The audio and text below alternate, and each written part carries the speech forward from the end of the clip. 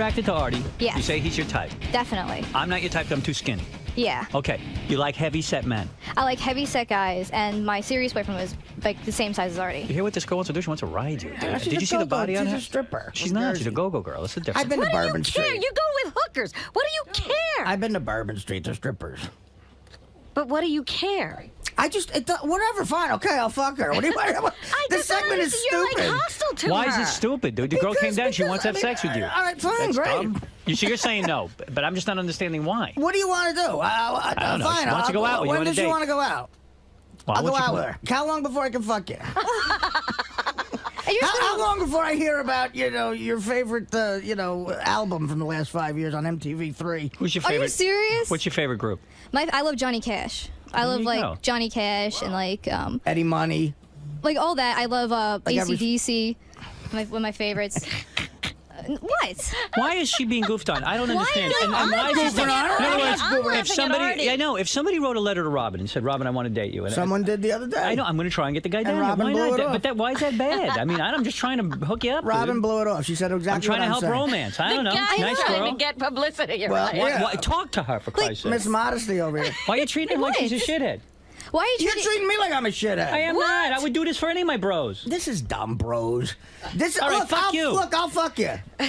So leave your She doesn't number want to with- just fuck you. She's looking at. I don't want to date her. Okay, then forget the why. Because I don't feel like dating her.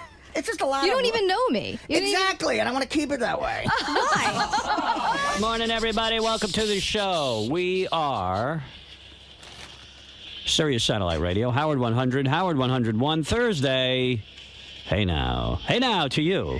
Hey now. Hey now. Hey now. Hello there, jerk. Jerk. What was Artie that? called you a jerk yesterday. What? Why'd you call me a jerk? I don't remember. When did I do that? On the wrap-up show, Oh. he called you and Gary jerks. Yeah, The by the way, jerks that you Term are. of- I heard about Term this. of affection. Now I know what you're talking about. I want to tell you something. I will never, ever again attempt to bring a girl in here who says she's into Artie. I'm And going to tell you Ingrid. something. Thank you. Honestly, I'm fucking shocked by your reaction, like calling me a jerk, and also, like, honestly, I said to Gary, I go, What did you do so wrong? Sure, it's interesting, but like, I just know sometimes it's hard to meet women. And one of the cool ways to meet them, if you have this job, is like if they walk in here and they're kind of cute. And how do you know that something And- spectacular won't happen? Like their eyes will meet, and they are the two perfect people for each other. And I swear, I was like kind of like doing it like I'd want someone to do it for me. And you could be lighthearted about it. It's not an insult. I don't know where he got this idea that somebody's saying he's hard up. I don't know, man, but I guarantee you will never, ever. I mean, Fred met Allison on a Absolutely. date on this show. I don't know, man. Yeah, and you're questioning my motives, dude. Yeah, it's interesting, but also it's your reaction that's bizarre. Yeah, I you mean, made it even better. He goes, "Oh, Howard's not my bro." I'm like, "No, I was That's doing not it." what a bro How many does. times did I used to ask you to hook me up, Gary? Like go into the room with one of our guests and go, "Hey, Howard wants your number." Yeah, but and also on the show, we're all about. I mean, yeah, we fuck with each other, but we're all about hooking everybody up. You know Even what I mean? when, like Angie Everett, I was doing a push. And it didn't hurt. Although that had already gone down. I know, but I didn't know that at the time, so Right. I was Hey. pushing it right into your arms. Hey, I got a segment coming up. I don't know whether to cancel it or not. There's a woman coming in next week. Cancel it. No. One last. She's, no, she's not. Come She's, on. The whole rap. Tell me on her- about it. She's the female Artie. She wrote us this letter. She's like, Uh-oh. I'm just like Artie. She's had drug No, problems. don't want her here. So we're gonna Tell her to go cancel it. fucking home. Okay. And I don't care if no, goddamn no. Gina Lola Bridget's sister comes in here who's 18 Look, years old and look. not. Can I ask you a We question? didn't No know- girls. we didn't I don't want to be called a know- jerk. I'll throw you one We more. did not know Yeah. that Artie was going to have this reaction when that woman was booked. Don't ruin her No. life. She wanted to come in. Nope. I got one more Not example. by the interested way, in Howard. being called a jerk. Did Artie feel hard up when we got Carmen Electra to let Artie feel her up? I don't know. Ask Artie. What are you asking me for? Like, did you feel hard up about that? Like, that was us helping a brother out. No. All right, here's Artie on the wrap-up show as long as you bring it up. I am so uncomfortable with these Find Artie a Date segments. I hate it. I hate that attention. I feel like I'm a pathetic sort of loser who needs this attention. And it's patronizing. It's just so patronizing. Come on, you're my bro. Yeah, bros don't help other guys out getting chicks. That's what all Wingmen, my bros what is that do. all about? That's what we do. I mean, my friends off the air, when we were all single, We were fucking dealing each other's chicks all over the place. do it off the air. You always. Hey, fine. I'm not doing it off the air. Fuck yourself. We talked about it on the air. You talked about how you got Melissa to come meet Ross and what all of you guys did that night at the dinner. That's just the way I am. But fuck it, man. If I'm going to be called a jerk for doing that, you know what? Somebody be a jerk to me and so hook me up with hot chicks. Yeah, throw girls at you. Yeah. And by the way, you could be sure I won't call you a jerk. Boy, girls used to be marched in the air and say, hey, let me see let me see what's going on here. And if a girl wrote a letter that she was attracted to me, we'd book her right on the fucking show. Absolutely, regardless of the reason. I'd do it for myself. Call me hard up. I am hard up. Fuck it. I want it all. You want to see what's interested. Why not? It's like going fishing, except they've clubbed the fish over the head. Throw it back if you don't want it. Yeah. They've starved the fish for 5 days. Make it a little easier. Dude, you got your wish. You can be sure you ain't meeting any chicks through me. Thanks. Guarantee it. I don't need to meet chicks through you. No, you don't. If he met the perfect girl for you now, he'd keep her away. Oh, yeah. Fine. You go fuck yourself. He's not going to meet the perfect. Sit You home and don't jerk know. off. He could meet the woman of your dreams. Oh, Robin, please. Do whatever you want, man. You want to know something? Fred met the woman of his Yes, dreams, I so did. fuck you. Okay. But you know something? Artie's a different guy. So. That's right. Do Yeah, what you want. he's a guy you can't do anything for. You know, I think Artie's one of those very private people when it comes No, to he's very relationships. bitter Private. because most people I say, think "Hey, he this is is. kind of fun. I get to preview I these tell you- chicks." But he's taking it like You know he what? feels he's a loser, so he's saying to me, "You're making me look like a loser." I think he's also looking at taking a little too seriously. Yeah, oh, yeah. That's what we're saying. He's it was taking as it serious as a heart seriously. attack to him yesterday when that girl came in. Because I mean, I was a little like, wow, Artie's really like being vicious to this girl. But you know what? It's like, I don't know if it was that or maybe because of the reason she was well, attracted you to heard, him. but you heard what he said. I don't Yeah. trust you. It's like, dude, she could. This is such a stupid conversation. Oh my God! No, now it's we're not. being attacked for this Wow. conversation. Yeah. We can't have any conversations we want anymore. Go ahead. Talk as much as you want. Well, you're out of line calling me a jerk. Wow. You're out of line calling me I a jerk. can't bring that up that you called him a jerk. I remember doing it, but whatever. So, I was talking. don't actually have it on tape. Heat of the Let me see. wrap-up show, I guess. She doesn't bring a girl on who has a fat fetish. I mean, how insulting is that? We like a girl who likes disgusting fat guys, so Artie's going to get a date. you're putting Artie's the- doing you put him in- fine. This is ridiculous. Continue to do it because obviously the goal on the show is to make all of us uncomfortable. I'm horribly uncomfortable with it. I hate it with a red hot passion. I will always be belligerent the way I was today. But keep doing it. I hate it. My Artie, input can is I I ask a hate it. It was the comments when they asked him about. What was it? Whether how she got on the show or something, and he was talking about how Levy met the girl and was setting him up, and that you and Gary, the jerks that you are, fell for it. Well, whatever. Hey, so I'm a jerk. I'll tell you what. I think I said suckers, not jerks. No, you said jerks. Well, that's a shame. Sorry. That's what happens. Well, People call you a jerk. we'll have to move on. It's not cool. It really isn't, man. It really is not cool. You know how Bubba felt. Yeah. You know, he throws that word around a lot. Right. I'm very disrespectful. I never called It's you not a about jerk. disrespect. That's not cool. That's not cool. I'm sorry, Fal. I mean, that's just not cool. It's just not nice. No. That's For just not some- nice. To someone who loves you. Yeah, I mean, really, I was happy for you. This chick was hot. And if you're not into her, then fine. So you just say, hey, nice girl. Maybe I'll call her. Give me your number. Maybe that. you could say Levy's a jerk. I said that. That's how Oh, we he ended- said worse about poor Levy. Got That's how squeezed. we ended got the blasted. segment. Yeah, listen to this one. Bob Levy is basically Jeffrey Dahmer if he read a joke book. Oh my God! And I know that sounds a little harsh, but I love the guy.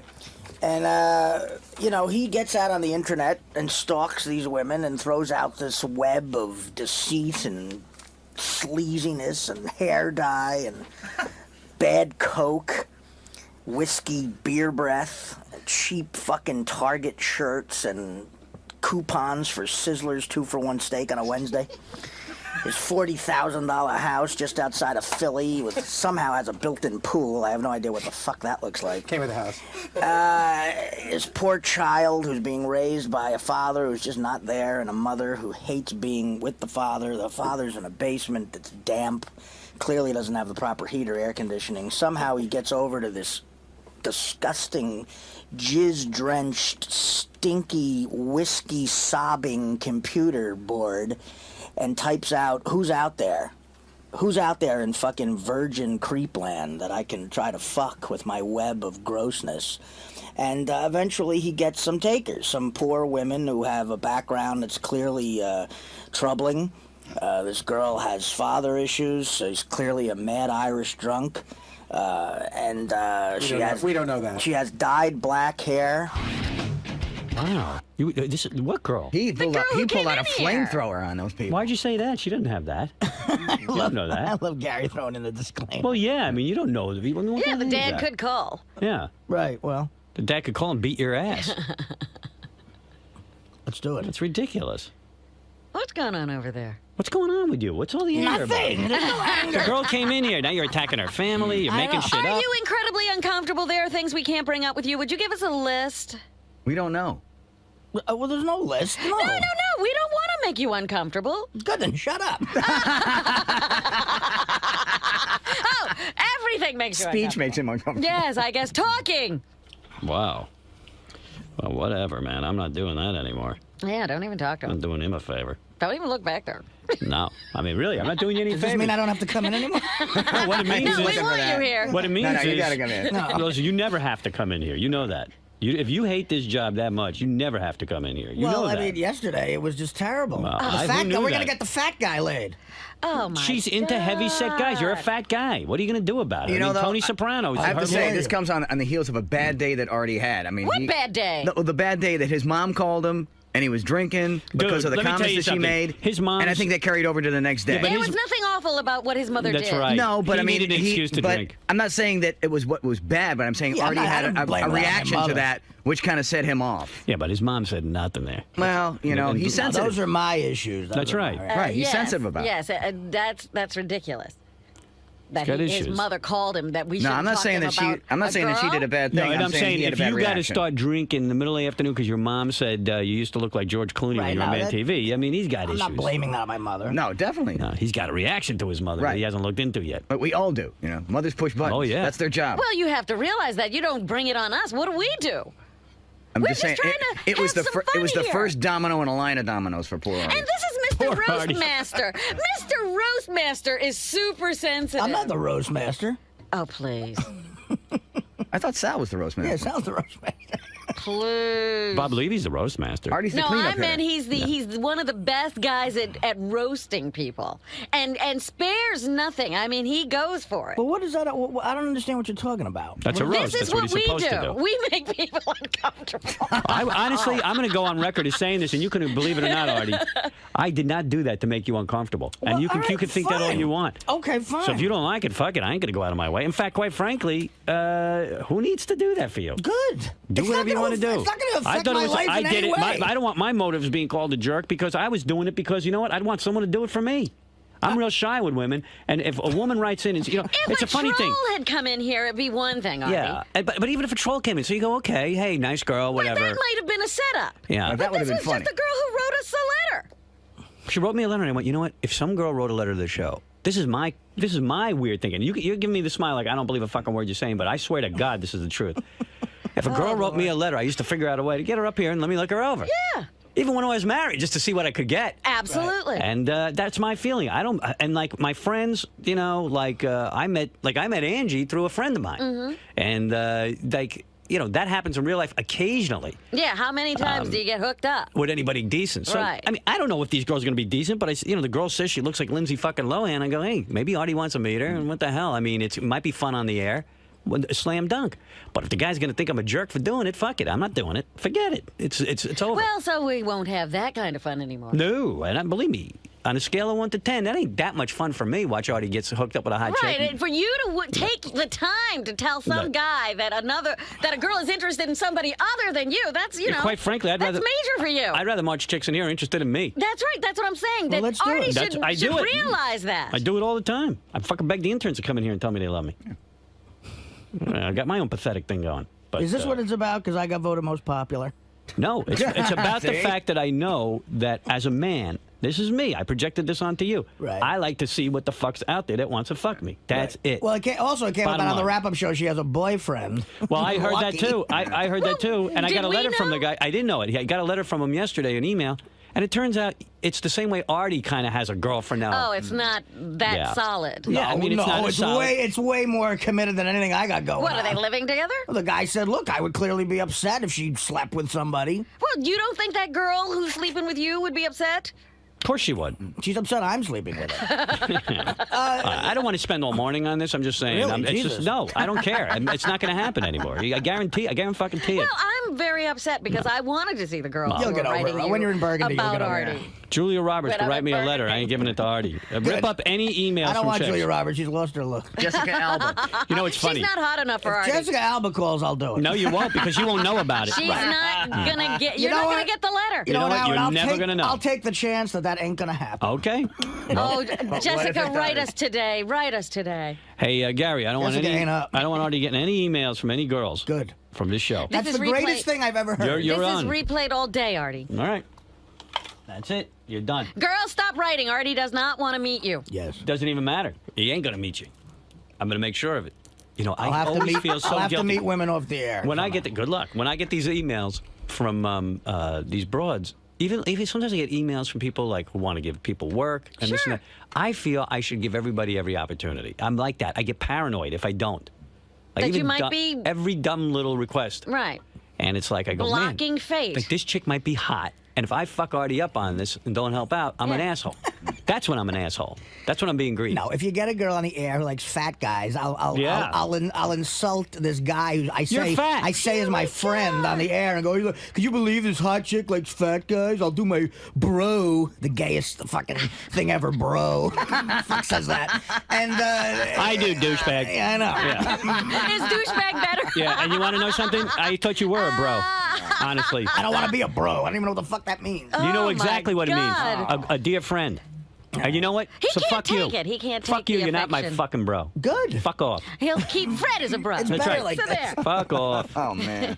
I mean it. I mean, really. Bro He's is insulting. Bro, hey, you know what? I'll tell you what, man. In my day, because I grew up in the 60s, when you called somebody a bro and you fucking meant it, it meant something to people. Well, it's And, 2007. well, okay, bro. Like, you know what's So, happening in 2007, Mr. ACDC. Yeah. Bruce Springsteen. You're still living back Can I in get the it up to fucking 80s? 60s. Fuck Right, off. I'm in the 80s still. He's in the Bro. 60s. It's still 20 years ahead. I Everybody's happen to time use traveling. that term a lot, and you know what? Well, I use it with my friend Dr. Lou, and I use it for Listen, my friend here's what- Pat, here's and what my, you're and my not friend Pat admitting. calls me a bro. So let me tell you something. Here's what you're not I'll be admitting. sure not to call you a bro, because you're not a bro, and I am admitting the truth here. I did it out of friendship. You're not admitting that that It's good segment was radio. supposed to make me look like a Wrong. fat guy. I will who never can't get admit laid. that. Bullshit. And I would do the same for myself. It's All we do is embarrassing talk for me about how on the you're air, getting and that's laid. what's entertaining Dude, about it. you've got it 100% fucking Okay, wrong if you fine. think that's my motivation in this. What if I strolled in a girl who's into geeky-looking pelican fucking hot guys? I cared about you. And she's got a fetish. She's into pelicans. Bring her in. So you're saying and I the look like a whole- pelican.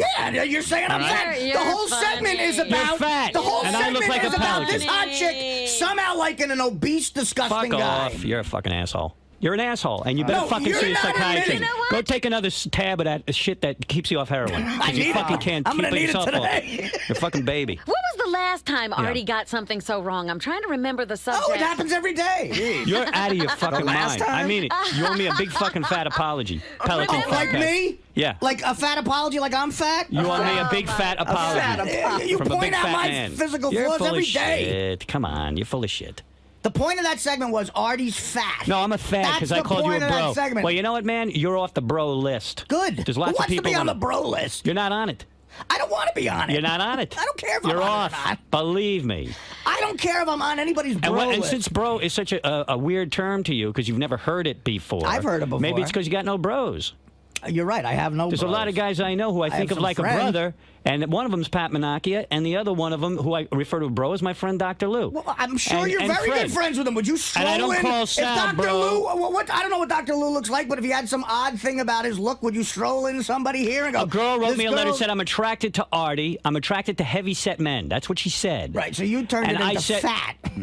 You turned it into fat. No, you said did. fat The disgusting. I'll name of play the your segment words on was the wrap-up show. The name of the segment was it's a chick who's into fat You know what? guys. I can tell you right You're now. fat, I'll Artie. print out what we wrote yesterday, and it's not what's written on. Gary, the I can't. You're clearly on the bro list, no, and I but- can't trust But you, anybody. Artie can say that. Artie goes, and you Oh, called, fuck you, man. Howard, Artie can I say mean, you called really, me a fuck big- you. That's called me- insulting. You're Oh, questioning my dude, motives. I mean, come on. Will you be honest with yourself I'm being right now? 100% honest. I Your never goal did was it just to do me a favor Yeah. and get me laid. No, my goal was, A, it was interesting to see if Artie would be It's attracted to interesting this to see a girl. hot chick into a fat guy. No. That's what's interesting. What, every about girl it. who came in... Listen, I hooked Fred up. Was he a fat guy? No, but that's a totally different story. That was a dial-a-date. I don't know what Fred's situation was. I don't know if he wanted that Every to girl who happen. marched in here was into fat guys. Wait, No, the girls were into Artie. And Artie, I you said- brought him in as a brotherly thing. Fred, to do.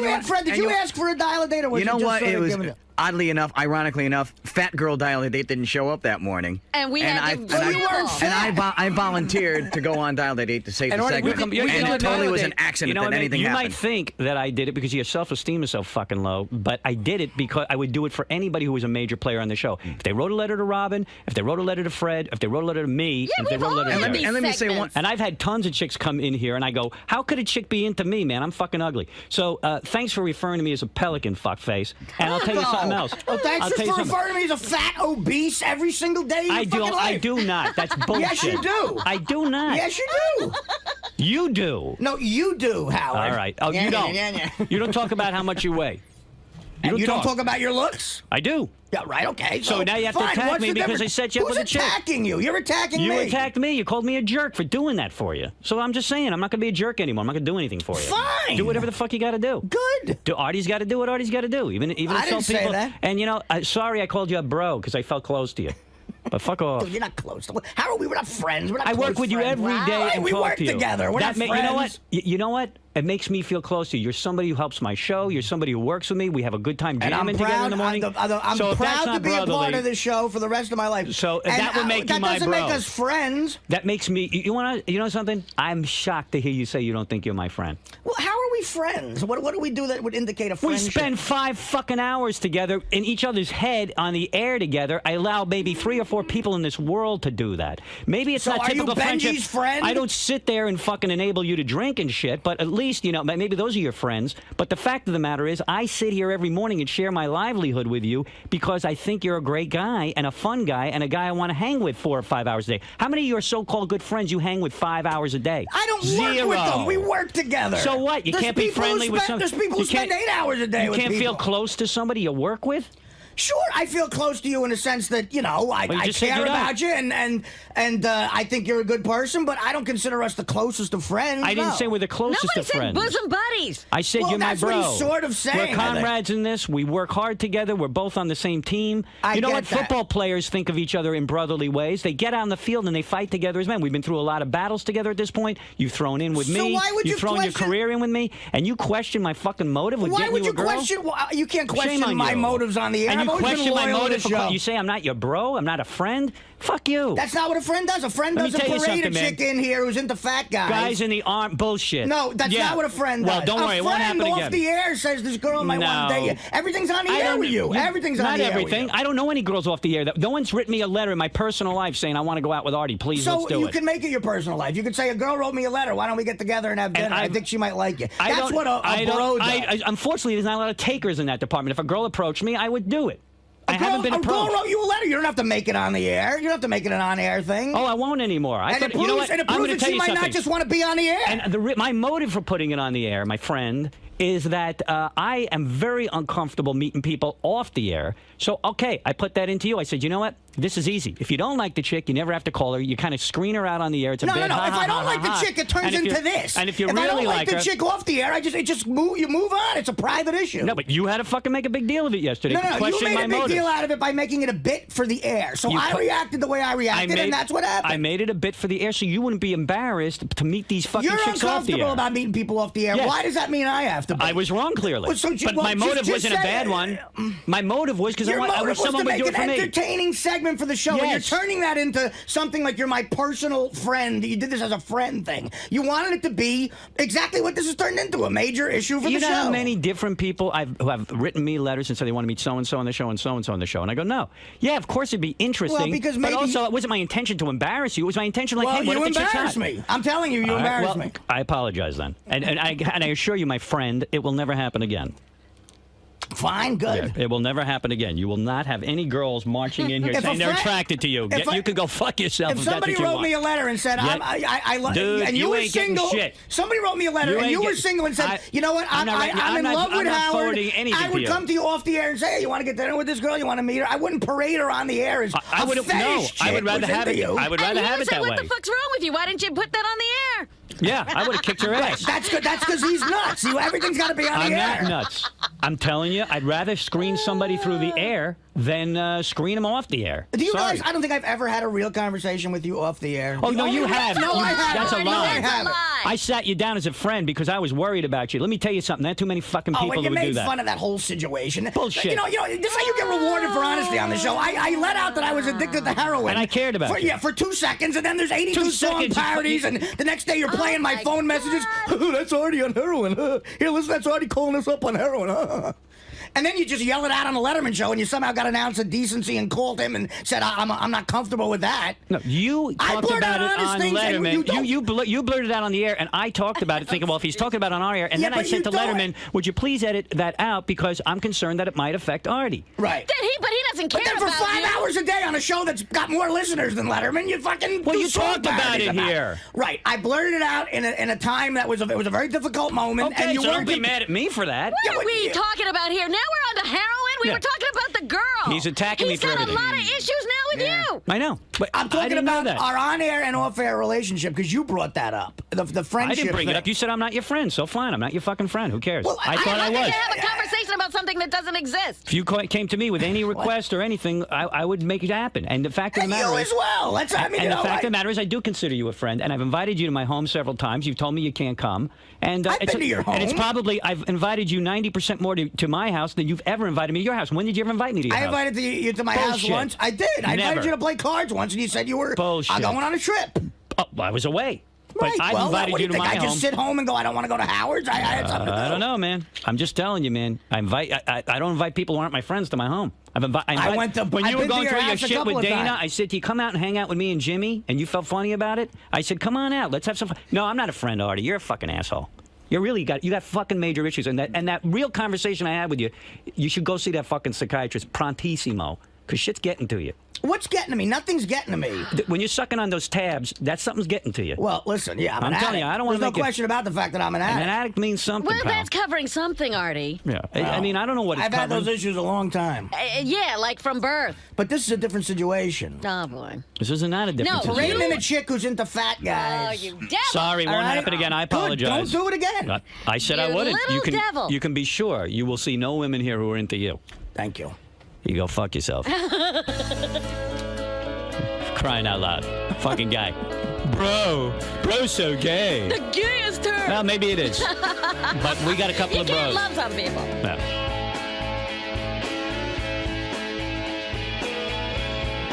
Fuck you. Fuck Fred. Fuck you, fuck you, fuck you, and your fucking girls and everything else and heroin and all your Can't bullshit. play. Yeah. And gee, no real conversation. Nobody's It's ever real been easy. uncomfortable on this show but Artie. That's not fair. Yeah, hey. I said, go ahead and keep bringing broad. I'll continue to be No, but uncomfortable. I'm quiet over there. I don't make the rules here. I'm talking to Howard. I'm not talking to you. Go right Pretend- ahead, Pretend you sweetie. can't hear me. And it's true. I of wish course, I could. My number one priority is always good radio. I know that. Absolutely. And I Always. think I've given you a lot of that over the years with my fucked up body.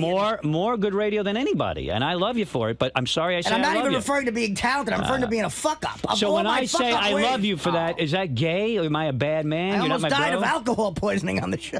Well, Is whatever. that who fucking forced you to drink? Oh, I'm kidding. I said that as a joke. Sure. Listen, no more I'm women. not for you. saying you guys forced me to drink. You question my motive? You You're right. The asshole! motive is always You that took me to something. Las Vegas. That's forcing me to The drink. motive is always something good behind it. I private understand. jet, you motherfucker. I'm not looking to all hurt I'm you. saying is, listen, dude. Yeah. I would take a bullet for you. No, you know, you wouldn't. you're one No, of my. you wouldn't. Yes, No, you yes, I would. You don't know me. you wouldn't. You do not know me. no. You do not know me I the know way where you it's think you at know now. me. Honestly, I know where it's Howard- at. No, you don't know me Fred, the way you think you let know Fred me. say it. He'll be holding the gun. Not to change the subject, but Benji was taking Robin his would never- shirt off. Robin over would here. never shoot Could you. you put a stop to that? Why are you taking your shirt off? What? Please don't make this about you. All right. He was taking his shirt off and Please he's got make his it hat about off and you you. see the stubbly shit on his head now. When the song came out, I was Looks like a dance ball naked, sack. But then I don't need you to be naked now. right. It's not funny. You're never funny with that. This is the You're a man. breakup of a beautiful relationship. Yeah, I mean, I had a perception of Artie. That's I mean, completely Artie's false. pouring his heart out, and this idiot is taking his clothes off. I'm really trying felt to be, that. what I said came out the wrong way. I'm trying to tell you. You say all the time the most important thing in your life is this radio show, and it's probably why. It's, No, my it's children and Beth are. Okay, I get that. All I right. understand. I know what you mean when you say that. Yes, you know, but it's after true. your children and Beth. Right. This is very important Okay, to me. I get it. So, and it's probably why the show is what it is. It has become what it is. And it's probably I'm just why hurt. I'm I hurt. was a fan and I always wanted to Right. be here and everything. I'm saying I understand that relationship you have with this show is more important than the relationship you have with me. And that's fine with me. But I'm saying don't pretend That's not true. Yeah, but yes, it is, Howard. Come on. That's not true. You're important to me because of And the I show. don't care about that. As a matter of fact, I envy you for that. I wish I could be that passionate about a profession. Maybe I'd be more successful than I am. Well, why right don't you now. admit you are passionate about this profession instead of hiding behind, oh, I don't give a shit about I am. anything. All I'm saying is, if I knew a guy who was, when I was thinner, an incredibly fat guy, and a chick wanted to come on as a fat fetish on the show before Not I fat did fetish. it, Fat fetish before about I you. did it on the About Artie. She's into Artie. No. She's into fat guys. She's into fat No, guys. she wasn't into Ganji. Ganji's a fat guy. Yeah, but Howard, You're Artie. She said she's into fat guys. Listen, That's I what didn't she do. said she's I didn't into. sit and do an analysis Here's of her what- letter. if someone She was liked my, you. If someone I was figured, my okay. friend, if someone was my friend, and I cared about Well, them I'm not more your friend, than the radio clearly. show. Yeah. I would pull them aside and go, "Listen, is this going to bug you?" She's Well, into isn't it great fat how guy, you blah, do blah, blah. everything just right? No, dude, No, I'm not I saying know I it's do a everything bit. just right. I know it's a bit, but you know what? Behind the bit, I know it's a joke. The bit, I know that. I know it's a bit. But even I'm like, hey, here's a bit. Yeah, bring the girl in. Ha ha ha. But meanwhile, if she's hot, I'm gonna go out with her. And it's not like I'm begging you to do it. You're not. And I clearly misread that because that's something I'd want someone to do for me. If any letter came in and someone said, hey, you're going to get to meet this chick's into you, that's like a huge icebreaker for me. So I would like that. You clearly don't. There's a lot of times I'm uncomfortable. But I didn't mean There's it a lot to of make times you- to ridicule you. There's a lot of times I'm uncomfortable with shit that goes on the show. But the fact of the matter is, everybody here gets uncomfortable with shit, and you got to bite the bullet. And, Right. you know, the heroin song parodies, that stuff is really, really a personal, like, really makes me feel awful. All right, but I get all of that. But I bite the Everything on bullet. the show I bite the has to bullet, do with and I Artie. put it down. That's but I fine. get all that. The fact that the only hurtful part of this conversation is that you think my motives in doing that were to make you less of a man, and it wasn't. Well, that's what it felt like. Okay. And the second thing that's just hurtful to me is that you goofed on me because I care about you. That But I do Howard, consider you you my goof on bro. me every No, but I day, consider every you a second of brother. every day. We are, you know I'm- what? If you and I were in the trenches that's together in the fine. army, you would be my friend for life, even if we didn't see each other for 25 years. Fred's been at my side for 30 fucking years. Well, he is that's a every bit my special fucking bond. bro. I know that. I and know. you've been And here he's for never been 7 insulted or or denigrated whatever. on this show. You've Right. been Oh, here. never. No, but the point is, Could you stop laughing through around? thick and thin, I will call that guy my brother. Now, that's something out of the 60s. I understand that. And that's something you don't relate to as a younger man. But the fact of the matter is... It's something your generation the lacks. feeling behind it... I come from a shitty generation. You come from a shitty generation. And the Actually, I fact of the do, matter when is... you think about it. And the fact of the matter is, the same goes for you. Yeah, two army buddies might not see each other for 50 years, and they see But each there's other, a bond. and they embrace each How other. are you, how you're comparing this to being in Yes, to me, Vietnam? not my I didn't say God. Vietnam. I said an army. Right. And the fact of the matter How is... am I not loyal to you on this show? I didn't say you weren't. Did I ever accuse you of not being loyal? There's nothing. I'm saying to you, you ridiculed me for saying you're my brother and you're my friend. You're saying that it's not a friendship if you're together 5 hours a day on the air. Okay, it's on the air, but I feel like you're on my side. When I'm down and I feel like the world is coming in on me, when I come into this room, I go, thank God I've got Artie, Fred, Robin, not so much Benji, but, and yes, even you, Benji. But I go, thank God I have these people because, like, no matter how bad the shit gets, especially when it went down with the censorship and Tom and I'm always getting suspended and shit, I would say, I just have this refuge. And when I'd get down in my career, Robin would, like, be there, like, laughing at me and doing, like, the radio with me, and I go, oh, thank God, because it's making me feel like I got a team. I know. I'm dude. not alone. I know. Can I explain something to you? Let So me just say that's something. what you Let me say mean one to thing me. to you. And for you to ridicule that, it Suppose just sucks. talk about ridicule. Suppose you were a fat guy. I was again. under a whole Suppose different you were impression fat, and about you're you. the most self deprecating guy there is usually, Right. and you're very Right. aware of your physical being, right? Right. Suppose you were fat and you really were embarrassed by the way you look. Okay. You work on a guy's radio show, and someone says, "What's going on today?" Well, a chick with loves fat guys is coming in to see if I didn't mean to insult you. Of course, it's insulting. How could you not? How could you? What kind of world The are you girl living in said if she you was don't into realize you. that's She likes fat insulting? guys. And I figured you're not uptight about you being fat. I didn't know you were so uptight about being You called a fat know guy. I'm uptight, dude. You're the one who told me to go to He a doesn't shrink. know you. He's No, not you need even to go a friend. You are wrong. Because would he because know? you're Howard, changing Howard, this. listen, My you're motivation trying to wasn't to defend humiliate yourself you. as a My person. motivation wasn't to humiliate you. It was for you to meet a girl. Yesterday, you were being a fantastic radio personality and a shitty friend. That's what you were doing. Bullshit. Yes, you were. Well, that wasn't my motivation. Okay, fine. And I well, don't care then I'm what you telling think. you how I feel. All right, and I'm telling you that was not true. Because you feel And I'm it? saying I don't want you to change a thing about the show. No, I know. I know what you're But this saying. conversation is happening. I don't know what the fuck to do about it. I'm being honest Artie, with you. because you feel something, does it make it real? Explain that. What are you talking about? You felt it doesn't mean he meant it. Let's see what people say. Let's go to King of All Blacks. Go ahead. You know. I'm gonna have to side with Artie today, man. What? I'm gonna have to side with Artie today. Oh, fuck you. He's another Well, fat guy. let him talk. Yeah, fat guys. All fat guys calls. If you're being insulted. Go ahead, King. Why do you side with Artie on this? I'm not even sure what the argument's about, but go ahead. Because it's like if you see the girl that was hot that maybe Beth knew, and you I don't know wouldn't- any girls like that, and I would do that for Artie. And in his personal life, he would do that. No friend. First of all, Beth doesn't have a lot of female friends, and the ones that do have not approached me about Artie. Yeah, but what he's saying is, why would you bring it on the air, and why is Oh, this because it was something that I would want done for me. Because he's being a great radio guy. No. He's not being a friend. He's Wait not a minute, thinking of me wait a as a I minute. thought it friend. was an interesting segment, but also I did And it out of friendship. It was clearly fascinating. It dominated the show, and it's dipped over into this. Want to know Wait a something? minute, wait I a don't think minute. it was a particularly good segment, quite frankly. if you want to know my analysis. It turned into this, so Yeah, people well. are probably enjoying this. Let me say something, because I'm you're ripping missing my heart out. something. You're missing something here, both you and the king, that the girl, we don't know her from Adam. We don't. Right, okay, so what So does that where are mean? we going to introduce you? In his apartment? A total stranger? You got her to come here and say we'll meet you at the diner. Right. She wanted to be on the radio and meet you. Exactly. Fine, but that's to me, that's an entree to meeting a chick. Yeah, but Robin, you don't know her personally. Fred met his wife on the radio. It ain't such a bad It's a deal. different situation. No, it's not. It's the exact same No, it thing. isn't. No, it isn't. It's a I- dial a date. I Fred think- was a willing She participant. didn't know him any Fred better came than in that girl day knew knowing you. It was a dial a date. It was a willing No, he participant. didn't I know came in here that day. blindsided by He it. didn't know that day. We that did it. day. I think Artie's objecting to the whole framing of the fat thing. All right, but how many times have we introduced? introduced them to girls? It's not about being fat. They're attracted to The Artie. dial a date wasn't. The dial a date wasn't. Oh, we're gonna get this freak Fred This laid. on I the mean, air, on the You air should've for heard me. that dial-a-date. Doing this Right. on the air I is an did hear it. excuse to do it. Otherwise, it's creepy for me. I'm talking about my own life. Like, I get creeped out. Like, oh, I'm going to go meet some chick who wrote me a letter. It's like kind of like a cool way to screen it. It's good radio. And Also, P.S. it's a total stranger, and anybody could be writing. You get Yeah. a chance to preview her Yeah. in a public forum where And- it's not Well, it's actually dangerous safe. or Exactly. The bigger And that's issue all is I meant by it. I've That's all I meant by it. confided with you, and you just bring shit up on the air. If there's stuff I don't tell you now because I know you now, and I know your move. You bring stuff on the air. I've never brought up anything you yes, said don't you bring did. up. Yes, you did. Liar. The whore $500 story. The time I told you The that. whore Did you tell him $500 that was You in t- confidence? Of What? course I told him. I said I don't want this on the air. I don't remember you ever saying I want this then on you the know air. what? You got selective memory. All right, dude. then I'm wrong. I said to apologize. you- I don't remember I said that. to you, I don't want this on the air, and I told you that story. No. And then you went on the air. I went and on the you- air and said, what? Artie, do you want to tell that story? I gave it up to you. You kept fucking. No, bullshit. Like I had a choice at that point. Get a tape of that. I want to hear me bringing up something that he told me not And to then bring up. I confided you in something about Dana on the phone, and you just blurted it out. And now I know that. Now I know What that was you. that? What was that? Blurt it out again. No. We talked about. He did. Well, he did. He's. You know. And What did I looked- say? I remember looking at you like, how did you just say that?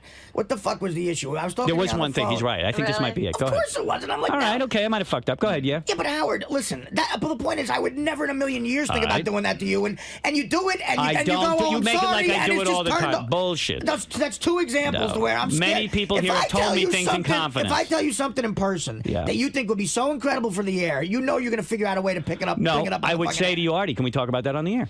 Yeah, you do that on the air. Right. And if you say no, and it then doesn't go any 6 million further. people hear it, and all of a That's sudden, right. it's like, why is Artie being a fuck? It's just a Because ridiculous. sometimes it seems like in retrospect, you could, after the But fact. this last thing, you just didn't even ask me. You just said it. You're right. I'm gonna try to What think- was it, I don't though? even know if I You wanna know what say it was? Because it was nothing. No, yes, it was something very big to me. Was it? What was it? Yes. I don't want to say it again. You don't remember. Well, I remember it was something very big, and I What don't was want it? to say If it's so remember what it big, was. what is it? Well, why do I want to say it Because you again? just You're fucking doing busted it my right balls. now. I am not. Busted my You balls. just remember Busted doing my it. balls. You remember doing it. Did you not just say you remember came to doing me. it? Yes, I did. But Okay, I know so you. you're admitting it. But I know it was nothing. You know It was what? nothing to him. How do you know He's it's busting my nothing? balls now. No, so Because- you just were judge and jury in your Yes, head. yes. Thought it was nothing to me, and you blurted it Yes. out. Okay. No, great. he didn't. Did you just blurt it out? You didn't even ask him? No, I said to him, No, he can I didn't. say this? No, you did not. Oh, you mean I just blurted it out? Yes. All right, well, remember what it is if it's so fucking important. You're admitting you did it. I'm admitting I asked you if I could say it. Oh, my God. But maybe No, I did. you You didn't. want to know? So Gotta honestly, say- all bullshit aside, I don't even remember if I blurted it out or I asked you first. But if I did, what was the thing that's so fucking bothering you? I don't feel like That you talking about could- it. You don't remember it. Tell the truth now that you don't remember. You what the can't fuck even it bring is. it up in your brain. You won't even bring it up because you don't I remember. told you that I was disappointed in Dana All right. for not, Sticking by you. Exactly. Right. That's a revelation? He said it a million times. Robin, on here. personal. people have different things that mean stuff to them. I don't know what means anything to you, Miss He's Brick right over about there. that. That's true. But that was that the only time, And honestly. this is how it came up on the air. He goes, "How many times, Art, have you said to me that Dana didn't stick by you and she should have stuck by?" And I was like, that was like getting hit with a bat in the But face. Artie, how many times have I fucked up in the 7 or 8? How many years you been on this show? Dude, if it happens once, Did I ever reveal any know of contents of anything? No, one time it happened. Twice. What's the second time? The $500 hooker thing. I begged Bullshit. you not I to will talk go to my about. grave saying you're full of shit. He asked before that. That's you right. gave permission. I don't even know. I don't even remember him telling me that off the air, honestly. But that's and if he did, I exactly know how I I said I told would you. never I tell thought it. 50 people knew that when you were telling me. I was the only one who didn't know. Tim, go ahead. Artie, wah. Oh, okay. Well, that was good. And Well Howard, did timed. you honestly mention this prior to Artie yesterday? What? Did you mention this prior to the show about this chick coming on about a fat person? And Artie, you did it to yourself. I don't know. I didn't know anything about it. I knew That about wasn't it. a surprise to you. He mentioned it before. Hey, No, he Jason, mentioned print it out in the the letter. morning. Print out the letter the chick sent, because Artie. Yeah, I want to hear Want that. to hear it. I guarantee it's fact, some. I guarantee it's a letter you read and you go, "Wow, this will be good for my friend." No, honestly, I think I read about the first 3 lines, and I decided it would be good for my friend. Okay. Well, we'll see what the letter. All right. I read like maybe 2 seconds. Well, first of all, right there. Wouldn't you read the rest of it? No, I was just like, the hey, this last chick- paragraph. She's like, and at the end, she I was like like to the- stab fat guys after I fuck them. When did she say that? I'm saying you didn't read the whole letter. It no, could say anything. it was just she goes, I'm a really cute girl who wants to have sex with Artie. I went, okay, that'll be interesting and fun. And then know this what? I mean, before there the could be show. anything after that. I mean, you should read the whole letter. Oh, get out of here. Did Artie I don't know read the this whole before the anything. show? What? Did Artie know this before the show? 'Cause if No, but I don't know. I don't know I about it. promote it. Yes, you if he did knew for it before the days. show when he went on. Not for then he days. just I wanted- heard about it in the morning. No, he had said it before that there's this girl who wrote a letter who really likes Artie. Well, I mean, I By the way, it's on Lotus Notes too. If Artie ever bothered to, I read don't, I'm not that. on there. Everybody He knows I'm can't not on there. turn It's not on like his I'm keeping it. computer. I'm not keeping it a secret. Artie, you ungrateful fuck. Of course. What a friend Howard is. You know what? I think Artie's going to end up leaving the show. I think this situation. I am. I'm think gonna leave this the show. situation today opened up a door about how Howard treats his friends, and everybody that got knows nothing to Howard do knows with that it. he's an air man. He loves everything on the air. And you Well, that's accepted it, true. and you took it, you went with it. Now you're going to sit here and Is that bitch? true? Are you leaving the show? Well, Artie? can I? Well, yeah, I'm probably going to leave in January. Is that true? Yeah, this an announcement? but not for show business though. What reason? Well, I have to. I went to the doctor recently, and I have to. I have to That's take a shit. break. I have to dry out. I have to go. I'm going to go to like Europe or something, and go to and just stay there for 6 months and like hike or something. Really? I have to. It's not a show business thing at all. Matter of fact, if something happens with the Fox deal, I would probably do it in New York and do both. If I'm going to stay in show business, I might as well stay here. Right. But this is something. I So don't you're know. announcing you're leaving the my show. My doctor got me scared shit. doctor? I went to get a full like checkup, you know, Yeah. and it's not a pretty picture, and I'm See, burnt. here's the- I'm very burnt. I'm burnt the Here's fuck the thing. out. Here's the thing I don't understand about I considered you. rehab. Can I tell you something? I don't get something about you.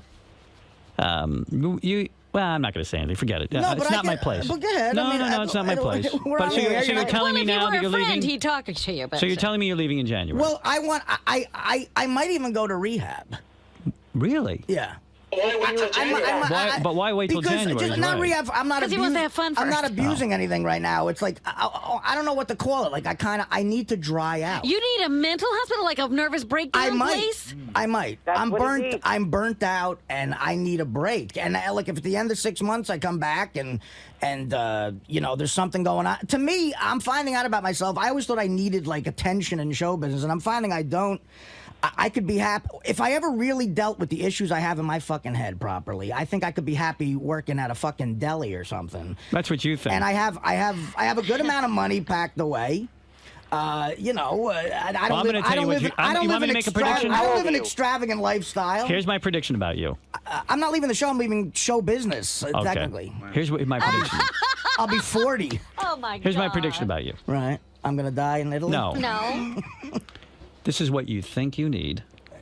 So I'll be the first one to encourage But I you feel to like do I'm it. dying. Damn straight, do it. You're going to feel like you're dying when you do this in 6 months. I mean, you're going to go away for 6 months. And you're still going to feel like you're dying. You think I'm going to go mental? I know you're going to go But mental. what if I hire like a You just proved that you're mental right now. Because you I could want do to feel this. like the you book could The do, Razor's Edge. I want to go No. hang with a monk in Tibet. You could do I'm all of that. searching for some sort of peace that I've we never have three. found. We have 3 years left here, and it could either be glorious. And this is. I'm not convincing you to do one thing or the other. You can do whatever you want, but it could be glorious, and you could work on yourself while you have this work that you're doing now, Right. and feel great, and go to a psychiatrist. Start to do the hard work of opening up.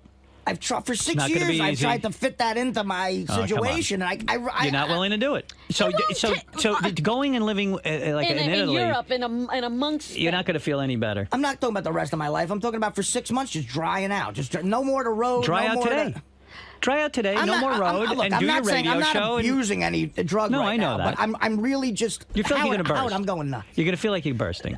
Yes. All right. Literally and fit mind. What I'm telling you, everything. the secret is, and trust me on this, I've lived a little longer than you. Right.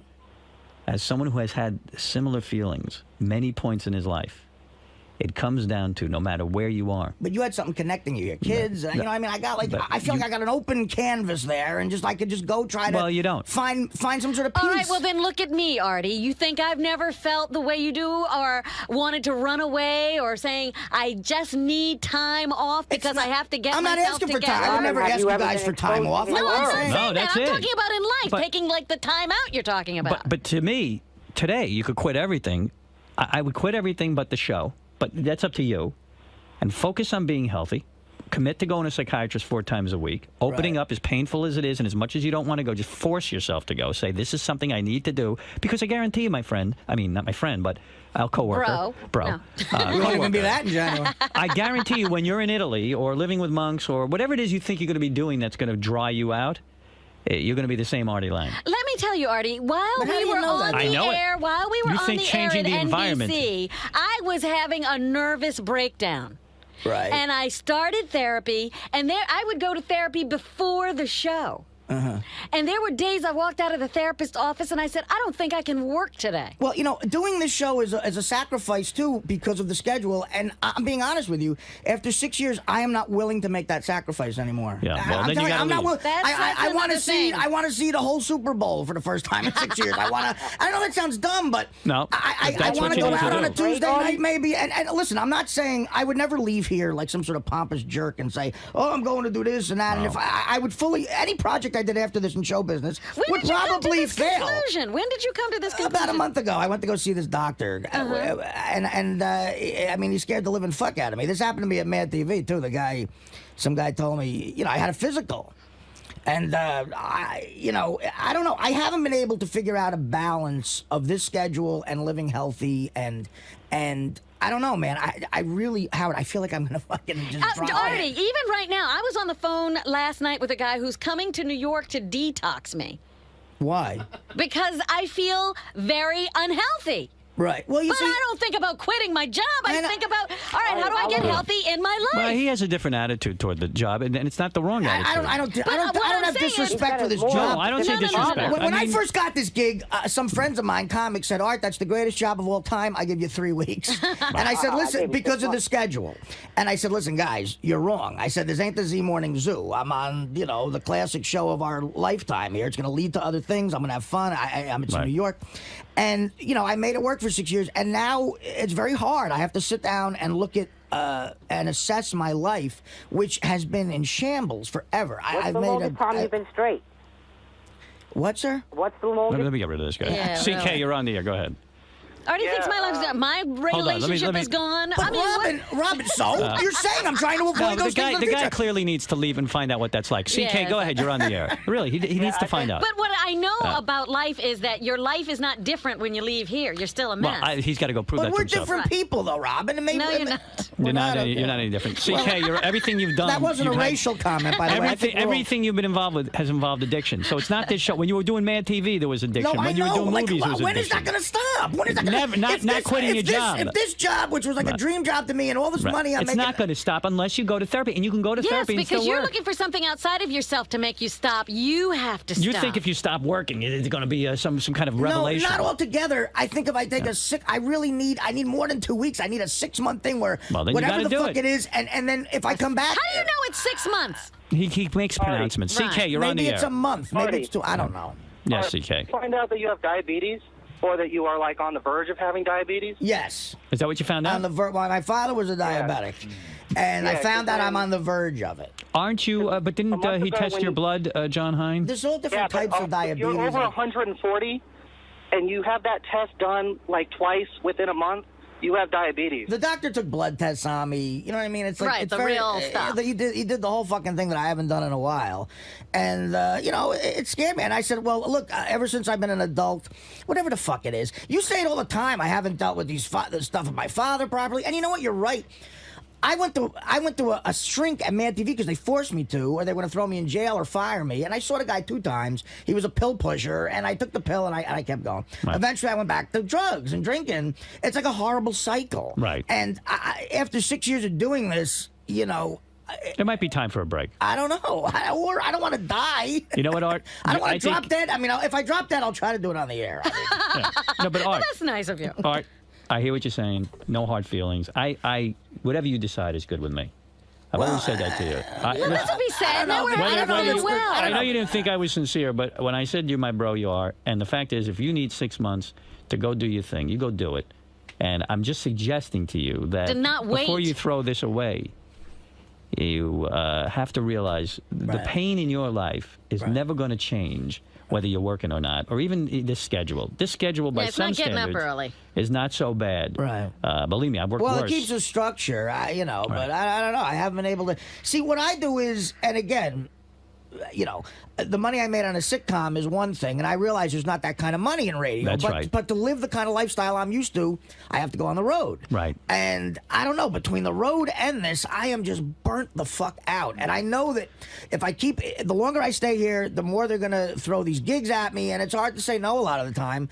And I don't know. I got to get the fuck out of this vacuum I'm in. It's like stuff is falling by the wayside. Dana came and went. I don't know. I'm like a hurricane, and all these things are in my wake. I don't know how to get out. Well, that's how it feels to you. Yeah. And I think that if you got help, you wouldn't feel that way. But listen, I'm Yeah, sad why to is hear it you waiting say I'll you're say leaving. one thing. I I'm haven't- sad to say. better. I'm sad to hear you say you're leaving, but I understand. I haven't given the shrink a full try. Chance, yet. yeah. Right. Why would you wait until January to start getting better if you're in that bad a shape? I don't know. To me, it's like a light at the end of the tunnel. Maybe it's something to work for. I don't know. Well, and maybe by January you'll feel differently. Yeah, but at the same time, well, I didn't know. I was going to try. I was going to give it till the July vacation, and really think about it, and then at least give you guys a few months' notice and shit, which is right. But I don't know. Well, I'm sad to hear you say Wow. you're going to be leaving. You know, in this has January. been. I can't take this. I said it. I'm quitting too. I might have said it too prematurely. Well, I'm sad to hear you say it, but at See, the nobody same even point, takes me seriously. I need I help. certainly understand it. I need to. And I wish you'd get the help now Right, and stay there's with no the show, reason. but that's something you got to feel. Well, to maybe continue I'll- in pain. So you'd suggest going to a shrink in the afternoon? and, Yes. Yeah. That's what I do. 3 And- times a week, I and gotta tell maybe you. he'll help me balance the schedule. Can I tell you one No, thing it's about? not about balancing the schedule, Artie. Can I tell you something, Art? Yeah. Like today, I have an appointment with the shrink, and I actually got plans to get out of town. Now, by waiting around for the shrink means I got to go sit through fucking traffic afterwards. And I was about to cancel, and something inside me said, "Don't cancel," because I hate going. I hate it to this day. I've been going 10 years. I hate going. I fucking hate going to the shrink. But I know when I'm done, I feel better, and it helps me manage the shit in my life. Right. Now, I can't compare my shit to your shit. Whatever your shit is your shit. Well, everybody reacts. But, I mean, you know, everybody's got shit. But I know. I've had a gun in my mouth 2 times in my life. So the Really? fact of the matter, that's right. And the What? fact of the matter is, that's right. So the fact of the matter is that everybody has their own shit. And the fact of the matter is that I know if I don't go, it's not healthy for me. It's not healthy for the people in my life who I love and all that Mentally, stuff. but you see, you've clearly figured out a way to be physically healthy with this schedule. Well, I and- wasn't always. Yeah, but he I didn't take needed- 6 months off to do it. That's what we're saying. I know. Well, I mean, then the sacrifice you make to be healthy and everything. I can't imagine how crazy your fucking day is. But you must hear me on this. If you were at a shrink now and you said to me, "Hey, Howard, I came to a conclusion with the shrink, when I was sitting there. It's something I should discuss with you." The radio thing isn't making me happy, or it's just too much. And you know what? Maybe I even want to go out to Hollywood again, or I want to maybe work in New York doing something different. I'd say, okay. I'd say okay anyway, even if you don't go to the shrink. I mean, what am I going to say? I mean, I'm sad. I love working with you. I would love to finish out as much time as I can with you here. But nothing has made me happy. You know what I mean? Like, I've tried all these things. Understood. So let's say you even went to therapy and it didn't work for you. Right. Then that's another issue. But the only thing I know is it helped me, and we're not the same people. I know that. Right. But it did help me feel more connected to the people in my life, and it made me feel even more connected to people I work with. That's why I think... Even though you don't see it. Yeah, actually, that's when it blew my mind this morning, because I actually do feel connected to you. And maybe I don't express it perfectly, but I do feel that way, and I do care about you. I feel connected to you, too. I never said I didn't feel connected. No, I know. So I really didn't mean you any harm. But the fact of the matter is, I know deep down in my heart that no matter what the surroundings are, whatever you think, like I always think, if I lived in Canada on a farm, or if I Right, lived every time I'm on vacation, I think if I didn't have to work, boy, would I be then happy. I'd be happy. well- And you might be right. That work might be a lot of stress, and you might have enough fuck you money to say, I don't need to work this many hours. And that's legitimate. And you know what? You should leave then. And it'll be sad and all that, but we had a bunch of good years, and so be it, and you'll come back and visit every And once in a we'll while. do a hopefully. special on you. That's right. But the fact of the matter is, I'm recommending to you, At least as see a his friend, shrink. at least see the shrink in a serious way. Get a really good name, Right. and go see the guy. And Well, I'm sure the guy you gave me is a good name. I hear still have that on great my things desk. about him. Yeah, I know. I don't know the man, but I know the guy who recommended him. Yeah, And the guy yeah, who yeah. recommended him is a solid psychiatrist who's a real caring guy. And the fact of the matter is that, then you could make a decision at least. But I'm going to tell you something. If you go to this therapy, it's ball-busting, heart-wrenching. It's. I know. I mean, I'm not thrilled with that horrible. aspect of- Every time you're there, you're like, I could be doing so many other fucking things. But something keeps drawing me back because I know it's the right thing to do for my kids, to do for, Beth, for whoever, even for the people I work with. But also, Artie, if you have to go away every time life gets complicated, you'll never be in your life. Well, you see, but I haven't done that. I've lived. I felt like this before, but I didn't have enough money to really feel like I could but do my it. point is, and I made myself stay in you it. have to learn to solve problems in your life, not out of your life. Right. Well, yeah, I know. Well, listen, I haven't been able to do that yet. I don't know. That's because you haven't asked for the proper help either. You've only tried to do it. You know what they say? Your best thinking got you here. You've heard that before. Yes. Yeah, well, that's depressing. Listen, I'll tell you what, there's a lot of people on the phone who want to chime in. I'm not even going to let them. No. But Look, I don't care. I'm telling you, need some help I making a wasn't going to decision. say anything until July because it's not in my head made up, and I do have that guy's number actually. Good. I hope you call. That's it. Let's leave it at that. I can't do anything about you missing the Yankees-Red Sox game, and I understand No, that. that's just like a symbol in my head. I'm going like, well, I spend a lot of money on these tickets. It's like I can't even go to a fucking game. That's right. It like plays jokes on you. Like, oh, what is it worth it? Is the work worth it if I can't enjoy the things I enjoy? And then you start thinking, well, You know what's funny? How do I get out of this rut? I used to think that at NBC. Right. And then once I even got fired, I had clarity. I went, why did I get so fucking worked up? I could have easily done this. And it's weird. Easily done what? Worked within their parameters? No, Or? I could have figured out how to make it more enjoyable while I was there. Right. I don't think I could have avoided being fired. That would have happened inevitably.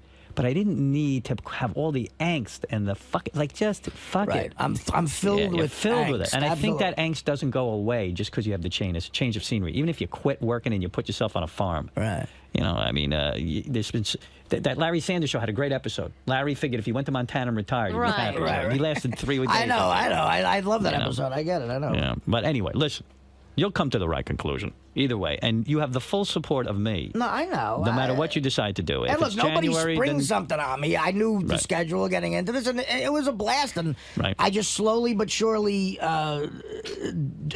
fell into this black hole of shit health. And I woke up one day, I'm 300 pounds, I can barely move, and mentally It I'm a didn't happen mess. in one day. Yeah, I know. And Art, you know what? I'll suggest to you this: if you separate yourself out, you're on satellite radio, we're having a blast, you're doing your thing.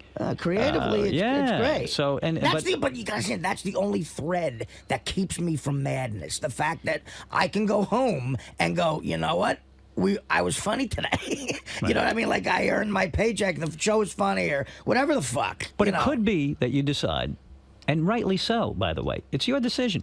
January comes around, you give me some notice, let me know, and we'll have a good farewell party, and that'll be it. See, that's why I will miss you. You see, that's why it's scary to me to leave this to go to some other creative venture, because God forbid. You're miserable. I don't have the creative satisfaction, and it's all this shit. That's what I was going through for a while. At Mad TV, there were good sketches, but there were bad ones, man. And a week where I hated the sketch, man, that was like, now I have nothing to fall back on. Now there's no redeeming quality about the situation. Right. I don't think I'm being funny. I'm miserable where I am. Like, at least here, I go home and I go, I'm part of something special. It's unique, and it was funny. And, You know, and I it can could be- argue in my head that now that's what makes me go on. You've always been a guy who's not afraid to take chances. You left a doc and you went out in show business, and you will do well even outside of this show. I know you will. You've got talent. Maybe money-wise, but not creatively. Money-wise, and I think you'll it's find hard to something. get this atmosphere anywhere in comedy. You can't do it, But you make your decision and you decide. But I'm just talking about your happiness. That ain't going to change. I don't give a fuck what venue you're in. I don't care if you're working in a deli or if you just stop working and sit You'll home. still be Artie. You're still going to be Artie. You know what happened to me? I got spoiled, too. For 2 years, I had the exact opposite situation I'm in now, and I was the healthiest physically of my life. I didn't like the show I was doing. I thought I would watch it every, the Norm Show. For 2 fucking years, I was making $35,000 a week. I had a convertible. I had a tan. I'd get up at 11 o'clock. I'd throw you guys on. I'd go over Mulholland Drive. I'd have an omelet. I'd go to work. I'd read the shit script. We'd tape it, get a paycheck, go to a party, maybe have sex with a broad that's out of my league. And the show would come on, and my aunts would love it because they're hearing fake laughter and Artie's getting laughs. But creatively, it was empty. And Right. Normal say the same thing. He lost his way with that because it wasn't as funny as his stand-up and all this other shit. Here it's the direct opposite. Here it's the funniest thing ever, and I'm proud of the work. But my God, the schedule with the stand-up is... And look, the other thing is, if I do stay... I got to bite the bullet financially a little bit and at least cut the stand-up in half, like directly, boom, because that's killing me. The traveling and the fucking getting back on a Sunday, getting off the plane, and I can't do that anymore. No, and I'm enough going to of be that. 40. That's the other soul-searching thing. Like in October, I'll be 40, and that for some reason, 30 didn't bother me. 35, 40's fucking with my head a little bit. Right. And I understand. It's a lot of shit going on, and the Norm Show, I look good. But I wasn't being funny. Here I look like shit, but I'm getting laughs. Well, maybe you can do both. Maybe you can get laughs and look good. I miss that. That sitcom lifestyle's hard. You miss it. But, I know. you This is not an easy lifestyle. This is not. So we'll see what happens. Listen, but I say while you're in this much pain and worried about your health, Right. I'm just saying maybe therapy. I don't know. Maybe there's some other answer. Yeah, maybe you start now Right. so that you really are clear in January what you want to do. But I promise you guys, and this is a testament to all you, the only thing that keeps me from total madness is the fact that I'm part of a show that is great. It's a great, legendary show, and that makes me sane, and it Right. gets me to sleep. If I didn't have So that, definitely forget leave it. Well, I don't know. I don't know what to do. Like, it's wanna know going to be somebody? great if I drop dead, Robin. I don't want. What am I going to do? But And if you again- decide to work in a deli, please no mayo on my sandwich. Yeah, I was wanna going to say, stay let thin. us know. Yeah. We'll come. It'll be a great deli. And if I ask for extra butter, don't let it swim in butter. I'm not going to be working anywhere near food. I got to take a break. You need Wow, a break. I'm leaving. I can't take this show today. Yeah. It's been too emotional. Too much has gone on. Well, how about a little excerpt from the letter? Whenever I fantasize about fat men, Is that what it says? they're usually Italian, and the majority of my boyfriends have been Italian. Unfortunately, only one has gained weight, and it wasn't for me or my fetish. All right. Go ahead. I mean, don't you Keep think when a reading. chick says Keep she has a reading. fetish, Who that it's- cares? You're getting laid. This is You make it sound like I don't know. I'm nuts. If someone had a fetish for big-nosed pelicans, as you say, I'd be happy to fuck her. I live with my dad, and I kind of take care of him. He thinks we're pretty similar, and we drink, her and her dad, I guess. A lot is in capitalization. Okay. She's trying to sell herself. And I usually drink and get crazy. I get stopped by people all the time telling me how much I look like Lindsay Lohan, and actually I've been mistaken for a few times. But I drink more and get into more trouble than she does. Uh-oh. Lindsay Lohan without the money. Sorry, I thought it was Kismet. I think if I think if Artie and I went out once that we'd hit it off. I like to cook. He likes to eat. I get off on it. Then we'll drink until we need to be wheeled back to our hotel room. Yeah. Now tell me what's bad about it. Again, if this sounds She's like the a perfect if influence. this sounds Sounds like like a punishment, party. I don't know. I thought the girl might be fun. I don't know. She says she has. I don't want to be known that I can only get fucked by chicks who have fetishes. No one knows that. Who This is said just one that? chick who wanted you. Sorry. I have a really hard time finding a decent boyfriend that won't lie to me and will do my fat fetish in bed. I have this fetish where I'm immensely aroused by fat men. Yeah. That's right. She is. But what if I'm trying to lose weight? It would be like a, you know. Look, dude, you're not going to marry her. at a certain point. Right. I mean, she's looking for a good time. She drinks and wants to fuck. I don't know. I'm 20 and I'm working as a stripper for culinary school. All right, well, all right. You know. I mean, the fetish. Sorry. Yeah, sorry, you're a fetish. Believe me, I'm a fetish too. Oh, what fetish are you? Pelican. You told me this morning when you, There's when no you were pelican- berating me no pelican fetish. because I'm an evil person. All right, look. From one evil person to another. Just calm down over there. This has been one of those days. I man. really want to go home. I'm sick of this whole day. This has been one of those days. Awful day. What is it, Sonny? Hey, bro. Yeah, don't go anywhere, Robin. This is the best fucking show you've probably ever done. And I just, this is so great. And Doug, please, I don't want to see fucking Joe Piscopo for the Daily Show. I want to see Howard and Artie killing each other. You'll see. I got teary-eyed this morning. Artie just got teary-eyed. I'm telling you, when I'm Artie very- told me I'm I was very- in his I'm bro, welling it up. really hit me. I know. You did not get teary. Oh, No, I did. he was hurt. Oh, I was know hurt. Howard. You That punched me hurt hard him. today. That Can I hurt ask him. one thing, Artie? You know, you've sort of... And Gary, line up David Tell, please, on the phone. And Greg Fitzsimmons. I That's think the we're other. gonna- There's 100 guys No. that I my wouldn't even time rip is them. over here. Artie. I've told every story I got. Excuse me. No, you haven't. I've done every impression I have. No, you haven't. Excuse me, let me just say this. I remember when we were just having people sit over there in that chair. Right. And we all came together at one point, and it was like, it's so much fun when Artie's here. That's right. So, Those days are gone. Gary, please make sure Bob Levy doesn't bother me after this. Would going away for a month, Poor Artie, Bob. do We love you, anything Bob. for Why don't we take bets right now? Yeah. Who's going to be... Artie said he's leaving, but he hasn't decided for sure. Somebody's going to fucking call me, for real. Right. Who's Bob the Levy. first person to call? First person is Bob Levy. Jackie! It would come full circle. I want $5 million. Wouldn't it be amazing if you finished out your career with Jackie right Oh, here? no, I won't be here. I'll quit with you, Artie. I'm not taking that anymore. I had enough of that. Artie! I just can't see it. I saw him running in the door. Get away. Ron Zimmerman. Fuck you. It's my door. Get Artie sucks. Ron Zimmerman. Please, everybody. Just calm down. I see a window of opportunity. I hated the schedule too. I was wrong. I love it now. I want to get up early. Please. Artie can't take the schedule. That's it. It's the stand-up. The stand-up's what fucks you. Hey, I gotta get rid of that. No stand-up for me. I hate it. I get it. Good job. I'm down to $50 a gig. I'm working bachelor parties. Please. I can't Fourth get of July is my Christmas. You're my bro. You can call me bro. I'm your bro. That's the other thing. It's such a high being the comic on the show and doing 3,000 seaters. Like to go back to opening for a guy at the Funny Bone. Artie, I'm still doing 3,000 seaters. Don't worry about it. You'll be fine. Leave. You'll be fine. We're gonna come back. I was going insane. Now I'm on a beach. I'm so happy. I'm a different man. I'm got a metal detector. Oh, I'm so skinny. You got a metal detector. Maybe I should talk to Jackie. I got a metal detector. I found a can. I found a can from 1942. It's an old Pabst Blue Ribbon. My wife with me. It's great.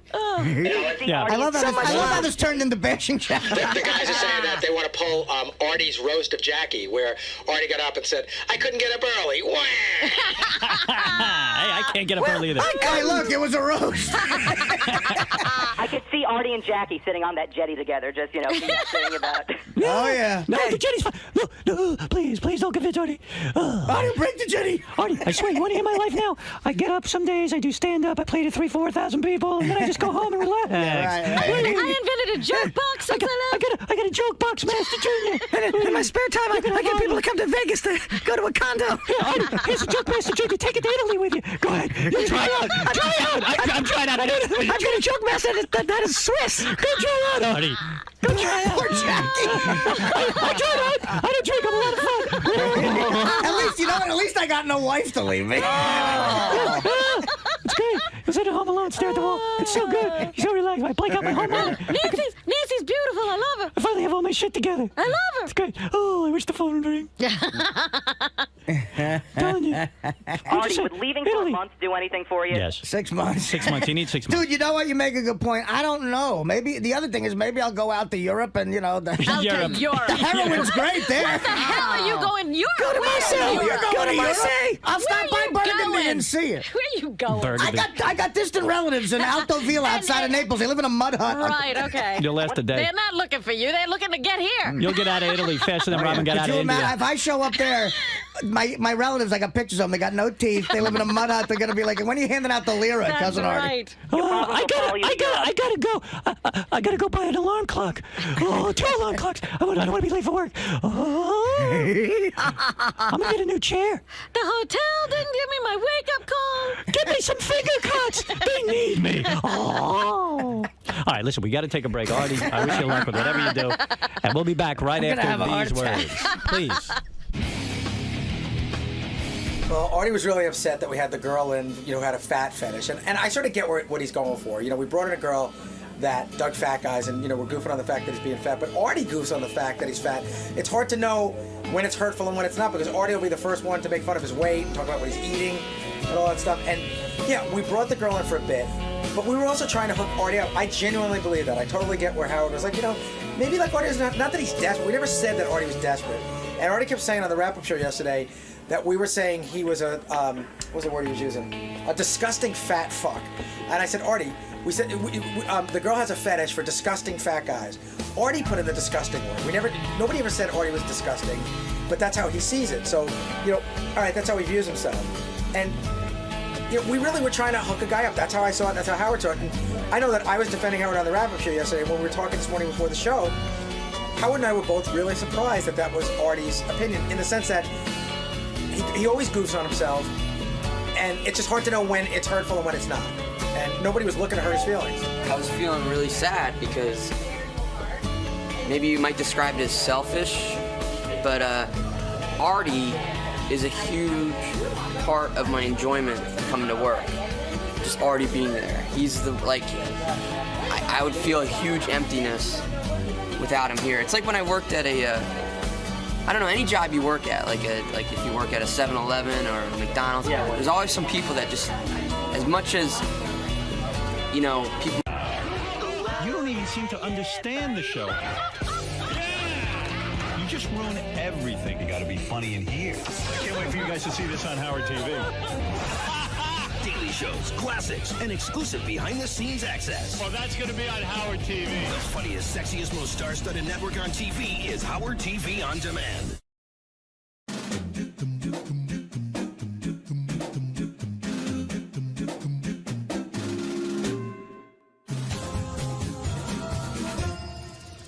Hey Stern fans, welcome to Fine Time, the show where you, the fans, get the opportunity to ask questions and interact with your favorite Stern Show staffers, whack packers, and celebrity superfans.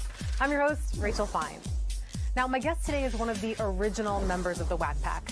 When he first appeared on the show in 1988, it was obvious to both Howard and fans alike that a star was born.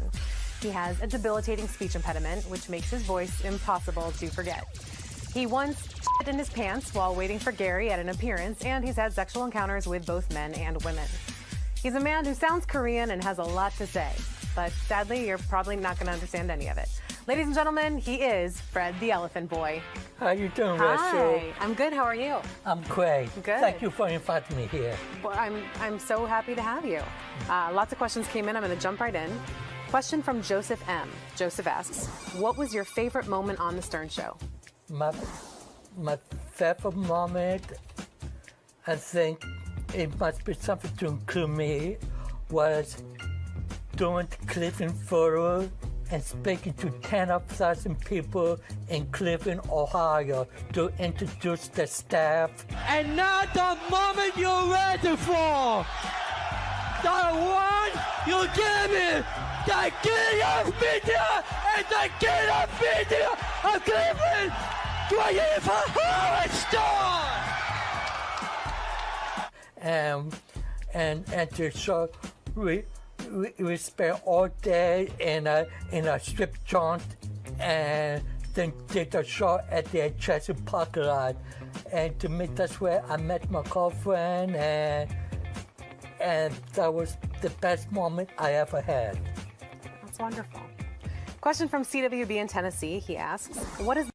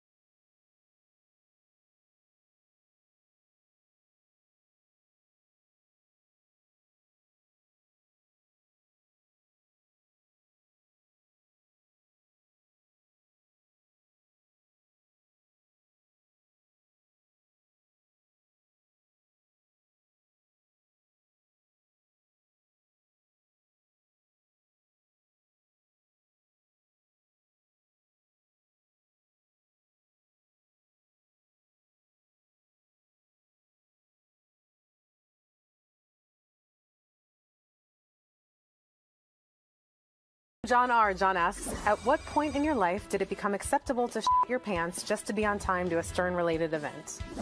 It was never in time, but I was too committed to quote the budget, and I was there, so because it would make no sense like to go all the way there and then do a 180 and go back. And that was my big mistake. There was no closed bathroom you could have gotten to? No, there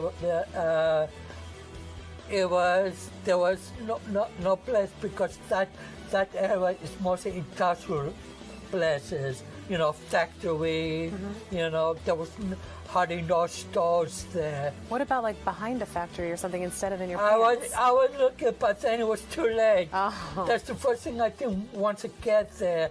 I would like to pass at the ship. I'm sure I left the perfect toilet nice and clean when I got done. Yes. Question from Russell B. He asks, have you ever been in a fist fight? No. Number one, I don't drink, so I don't get drunk, and I don't associate people who get drunk. If somebody wants to behave like an asshole, I just go away. So I never confront anybody. More of a lover than a fighter.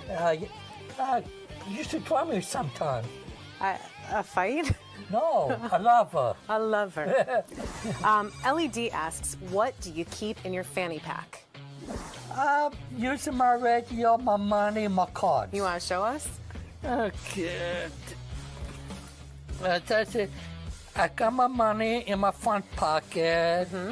Where I took my radio, I got my ID card for work and my keys. Here. I got some credit card here and the back of my credit card here. So is that a business card? Do you have business cards? No, I don't have a business card. That's my health card. Hang on to that. Okay.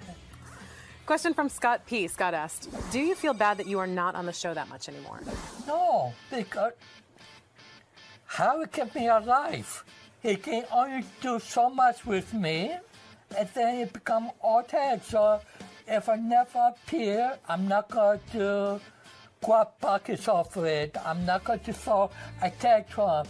I'm happy for what happened before, not the future. Live it to the new generation of Rat Packers. The new generation. You're passing the torch. Yeah, exactly. Exactly. I understood. Yeah, very good. Dylan M. asks, do you think pro wrestling is as good as it used to be? And if not, when do you think pro wrestling was at its best? Well, I really don't watch that much wrestling anymore. I think it comes with age. I become a little more mature. I got different interests, and I can't say if the product today is better or worse than the product of yesterday. I think it's just a personal. Is personal to whomever it pertains to. JR asked, in the past you've had sex with men. Was it easier to pick up gay men or women while having the speech impediment? Oh, but that's a... Where my track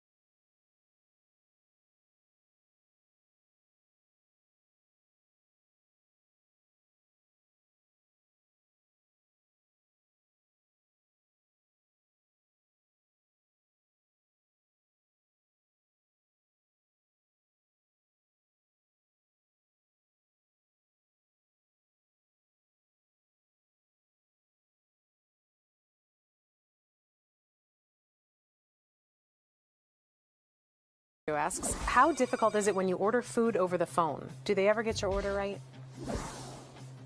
You have to speak nice and slow and very deliberate. That's my advice. I don't have what Cracker Bob went through when he all the stuff, you know, on the phone. And Tiggy by me. Tiggy by me. Yeah. Okay. Question from Crix B. Crix asks, being that you have been with both men and women, here's a double F, marry, kill for you. Okay. Jason, Benji, and JD, and then Lisa, Rob.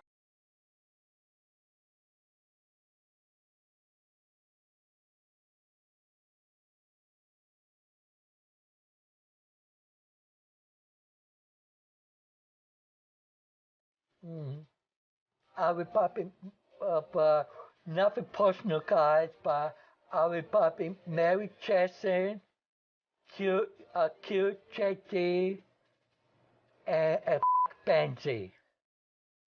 Awesome. For whatever reason, I cannot make sense of it myself.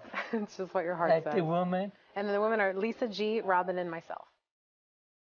I will marry Lisa G, you. Thank you. Not in that way. And kill Robin. In what way would you be f***ing me? Like a dog in hate. I'm kind of flattered by that. Okay. Okay. I want to thank Fred for taking the time to answer the questions that you, the fans, submitted. Keep sending your questions in. You can tweet them, you can Facebook them, you can email them, you can even send a video submission and be a part of this show. Remember, this is your show, so don't screw it up. Until next time, I'm Rachel Fine, and I hope you had a fine time. Did you have a fine time? I did. And people, send in more questions about me so Rachel can invite me here again. That's a great idea. You know, I actually had a bonus request from Clayton B, if you have a second. Yeah. He wants you to repeat after me. Are you ready? Okay, whatever. Supercalifragilisticexpialidocious. Supercalifragilisticexpialidocious. That was amazing. That was amazing. Was that good or bad? I think it was pretty good. I Thank understood you. it. Nice work. I think the problem is if I know what to say next, I have no problem saying long words. When I was younger, I used to be more of a stutterer than Stuttering John back then. So, but now I overcome that. But I still got this great voice. Yes. Great voice indeed. Yeah. Whatever.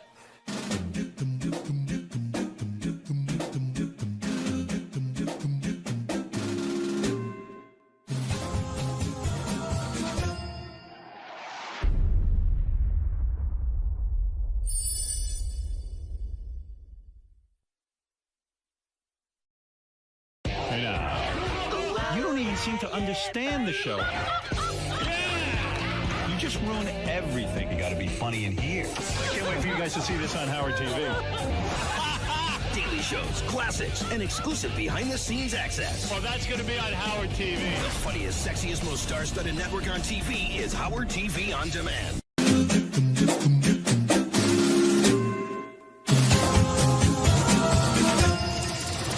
Hey, Stern fans, welcome to Fine Time, the show where you, the fans, get the opportunity to ask questions and interact with your favorite Stern Show staffers, whack backers, and celebrity superfans. I'm your host, Rachel Fine. Now, today I'm coming to you from Radio City Music Hall, where we get the Fine Time opportunity to sit down with Howard's co-judges. That's right, Mel B, Heidi Klum, and Howie Mandel. Watch what happens when we ask them your questions.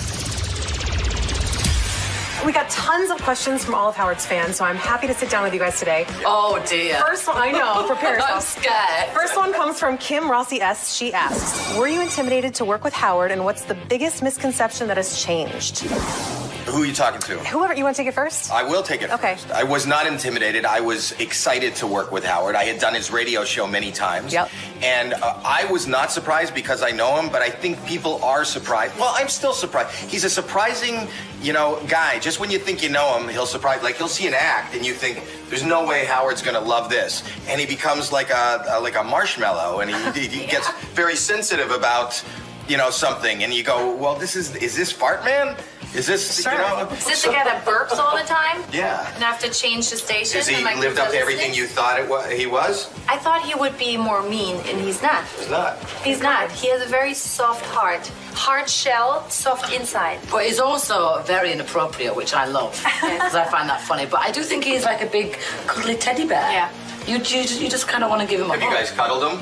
I have. You really have? Yeah. Spooning or just like a No, cuddle? just like a stand-up cuddle. Stand-up cuddle. Both Yeah, not dressed? like a Were you laid both down. dressed? Well, of course I was. Oh, I don't know. I don't know what the standard Where did you read? greeting of a new judge is. He's so tall. It's really tall. Yes, it is. Oh, I so a didn't- cuddle is I didn't could be a get a mouthful. cuddle. That's what it's saying. If you hug him front to front, you could choke. Oh, I'm not that short. No, he's that tall. Without your heels, how tall are you? 5'5". 5'5". I think that's exactly where his dick is, right? That's an excellent point. What did you say? That's where his dick is. Dick is American for penis.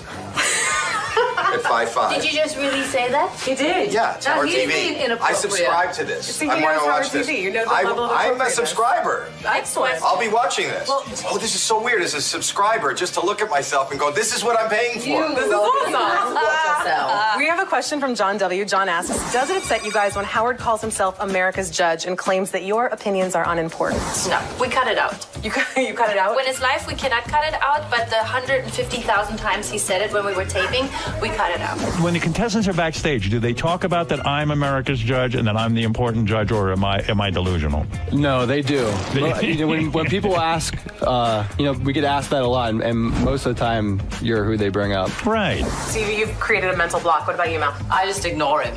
Okay. He may be America's judge, but we are the international world judge. I see. You're the international. We have Yes. traveled outside of America. He has not. Yes. Okay. We have an international sense. Brandon S. asks, don't you think it's utterly ridiculous that Howard's bodyguard is a small 65-year-old man with a Batman goatee? That's his body? I thought that's just a driver. No, Ronnie's the that was security the guy that carries his jewelry. Ronnie's the head of security. How's your experience? I with didn't Ronnie? realize that he was security. Really? No, I thought he was just a driver. Is he undercover? No, you know him, Ronnie. He's up there with the weird Batman mustache. Yeah. Ronnie's the security guy? How did you not know that? All your Because friends- everybody keeps walking by him and getting into Howard's room. That's the guy, if you want to get to Howard, go by the guy with the Batman mustache. That's the Everybody way it knows that. Fans here go, we can't get in, we can't get in. You know the seating here, thousands of people are lined up and they look for the guy, the driver with the Batman, and they go around that guy. That's how they get in. Also, scary. when we're doing the show, he's always like slapping his legs and he's clapping and laughing. He's totally watching the show instead of the people. Right, he doesn't watch. He doesn't watch. He was the security guy. Hopefully he still will be after this I didn't know. conversation. No, it's good to know. You know something? It's that the interviewer usually, but the people. It's great when the people that are being interviewed are learning something. This is good. That's This is good. That's why I love this show. So we have to be careful What? because he's the security. No, now that we know that he's a Now that security we guy, know. we don't have to be careful. Yeah. We thought there was some highfalutin security company. Not so much. Not so much. There'll be this question's for you from DZ. D asks, if Howard was a Spice Girl, what would his Spice nickname be? Probably Grumpy Spice. Grumpy Spice or Lanky Spice. Lanky Spice. Not Jewy? Lanky. Jewy No, that's Spice? racist. No, it's not. Because I'm well, a Jew. I it can is a say little that. bit. I Jewy. can't say that. You can say it because you're a Jew. I can't. Because Give me what I you can't- want, I what you can't really, say really it want. either. For I'm 10% German. off. Oh, get me involved here. No, because I love when you say grumpy spice. Grumpy. Yeah, he would be grumpy actually. Is it a That joke, is a good people? one. Yeah. Grumpy spice. Question for Heidi from Ryan M. Ryan asks, do you have a secret little crush on Howard? Because I believe you do. I have an open crush on Howard, not a Really? secret one. Okay. Do you find him very No. attractive? No, I don't have a crush on him. I think that he's handsome. He is attractive. He is very smart. Yeah. Do you think I love Howard's that. he's smart and funny. attractive too? I do. Yeah. Not when you have red shorts on. I told you that. When you dress like this. Oh yeah, much better. those jeans you wore. I wear red. I have a red mankini that I was wearing the other day, and she You didn't know like when it. he has help for the show, Sure. he looks awesome. You don't like the way I dress? But when he dresses, When he off dresses just camera, the way he dresses, as Not being good. Howie Mandel, It's horrible. iffy. it's dodgy. But it still makes me more Tourist. attractive. You look a little bit like a tourist. I am a tourist. I don't live here. It looks like you need to have one of those passport holder neck holders. You know, A fanny pack. Yeah, but you can have knows when you put them around your neck, you put your passport. But that's your not the money question. in. I'm Then you're attractive, right? perfect. Am I attractive? Apart from the outfits. Who's more attractive, Very me or attractive. Howard? I think both for your age, you look good. Don't ask for your age. I'm just saying. Yes, and you're smart for a retarded girl. Oh. Was that wrong to say on TV? You know. Okay. That's Howard TV. Inappropriate. This is a good lead into the next question for you, Howie. This is from @RazFaz. He asks, has Ronnie continued to call you cute or given you any other That weird really compliments? threw me that I know day. it did. So Ronnie, he I got- came out of the dressing room one day. I don't know if you girls heard this. I walked out of the dressing room, speaking of the way I dress, and Ronnie's sitting there. I didn't know, head of security, and he goes, I'm being honest, you look cute today. And I just didn't know how to respond. I wasn't going for that. That just adds to the list of his weirdness. Really? Yeah. You did look cute, dude. A man doesn't say to another man, you look cute. Well, I said it to you because you look cute. But because Did you think that you look cute? No, Did you I never find think that? I Was look he cute. coming I on don't to go you? for cute. Like, today I'm You going for... hot? Did I achieve it? Yes. I think you look good. I look really hot. Here's a I'm question. feeling particularly sexy. You look sexy tonight. This is a sexy It's our look. TV. Yeah, it's good. This is the place to look sexy. It is. Those pants are very tight. They are tight. Yep. Oh my God, I can't believe I just looked. We all Why look. didn't you look? All three of us look. I didn't look. Did you look? I know. How do you know that's right? I just. You can tell. I'm not looking. His Peripheral voice vision. was higher or what? Question for all of you from Daniel R. Daniel asks, have any of you had a strange or unusual Stern Show related fan interaction since working with Howard? Yes. Tell me. Yes. So the first day that we were here live at High Pitched Eric Oh, yeah. is in the crowd. Outside, we're doing this red carpet thing. And I'm doing all these interviews. And I hear, Howie! Howie! Howie! Hey, Howie! Howie! Howie! Howie! For hours. I mean, and we're doing all these other media things. Howie! Howie! He's always. Howie! Howie! For hours. Finally, I see him, and I just want the sound to stop. I just want it to stop. Howie! Howie! Look out, Howie! Hi, Howie! So I walk over to Eric. He goes, Howie! I go, I'm right here. He goes, is there any way you can get Mel B to come over? That was my strange interaction. That's High Pitched He Eric. does have a lot of followers. Yeah. I wasn't like fully aware. I mean, Who? there's Howard. Oh, High Pitched Eric. Yeah, he's always there, and there's always a lady with a crown. Marianne. That's Marianne. Marianne from Always Brooklyn. there. Another great I mean, voice. it's hardcore. It's amazing. Yeah. All we need is Howard in our life. Howie! Howie! Right? For somebody that's in radio where sound is the basic, he is surrounded by the most annoying sounds in the world. Excellent point. It really is. I mean, his whole industry is audio, and he's got High Pitched Eric and Marianne from Brooklyn. It's the most grating, but he makes it work. That's very true. Yeah. Question from Dr. Mike for the ladies. He asks, if you had to be stranded on a desert island with either Howard, Nick, or Howie, who would you pick and why? Mel, you want to take it first? Nick, because he's black. Okay. That's it. And I was racist with Jewy spice? Go stick with my peeps. Okay. Fair enough. How about Wow. you? Can I have them all? You get one. I can't Two choose. people I'm on a the island. Why Gemini. can't we all just get along? I'm not allowed on your black island. Can't go on our Black Island. Really? My You God. have to choose one person. It's one person. Really? I know. I don't want to choose. Oh, Mel Dean. I don't want to choose. Miss Mel Dean I don't want to choose. instead of Paula. Here, I'll make it easier. So, what if you had to pick between Heidi and Mel? One person on your desert island. Mel, because she's black. And I don't. Well, it's the island. I don't know how the islands work. I just found out how they work, and I don't want any trouble. No, both. Can I have both? Can you sneak her in? I'm a Gemini. There's No, two I of would- me, and I would like. Oh, then I would like that. I'd like a menage with Heidi. That's fair. You're not Can I a have a- Gemini, though. I'm a Gemini, married, too. I'm married to a Gemini. We're both But you Geminis. are not a Gemini. No, I'm a Sagittarius. I'm a Gemini. So what does that mean? I can have more. I'm two. You can do more. That's not what That's what I said. I can have a menage with you. Next question. Can I have a menage with you? Next question is for Howie. I'm from- schizophrenic, so I can always have a menage with whoever. While we're talking mental health, Artie asks, what are your best OCD coping mechanisms? Oh, medication. Medication, that's I'm good. medicated as It's a we lot speak. of people and stuff and desks and surfaces. As Does it we freak you speak, out? I'm on. Everything freaks me out. Yeah. I'm medicated. I'm worried about the germs I can get from the island. Right, from Black Island? Go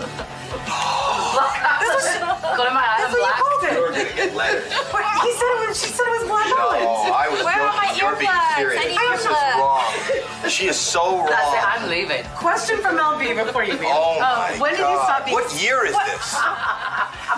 When did you stop being Scary Spice and start being Mel B? I think I'm always going to be Scary Spice. Yeah, that's my thing. Yeah. I've been Scary Spice for over 20 years. Yeah. I don't want to stop.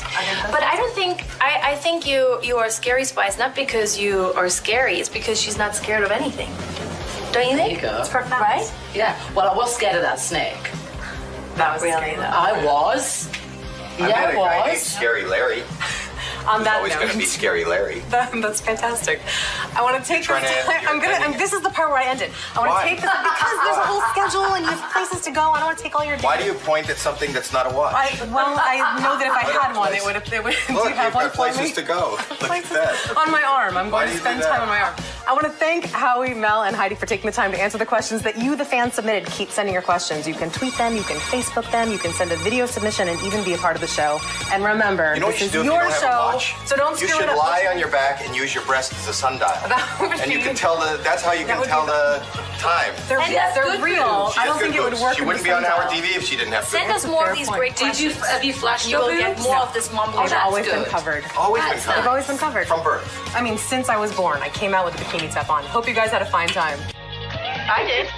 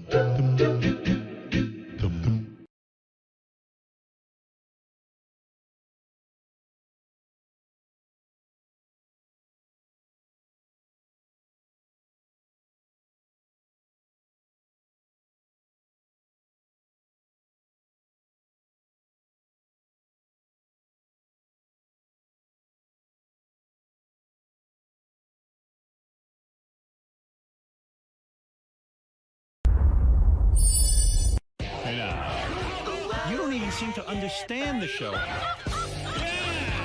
You just ruin everything. You got to be funny in here. I can't wait for you guys to see this on Howard TV.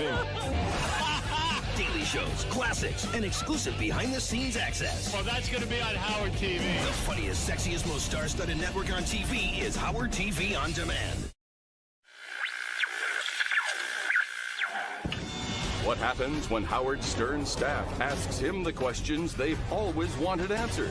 It's time to Ask Howard with Rachel Fine. And we're back for an all-new episode of Ask Howard. Are you ready? I am ready. The last episode of Ask Howard was very exciting. It was. I got ridiculed for showing what was in my man purse. A lot of people called me a pussy and worse. No. But I am ready. It's all right. I can handle it. I've been criticized by my so-called fans before. Let's do it. Let's do it. All right. First question comes to us from Shuli Agar at Howard 100 News. When you're having a bad day, who is the most annoying person you can interact with? Gary. Gary. When I am really ragged out and Gary says anything to me and I see him, wolf, wolf, or he starts in the morning, I get crazy.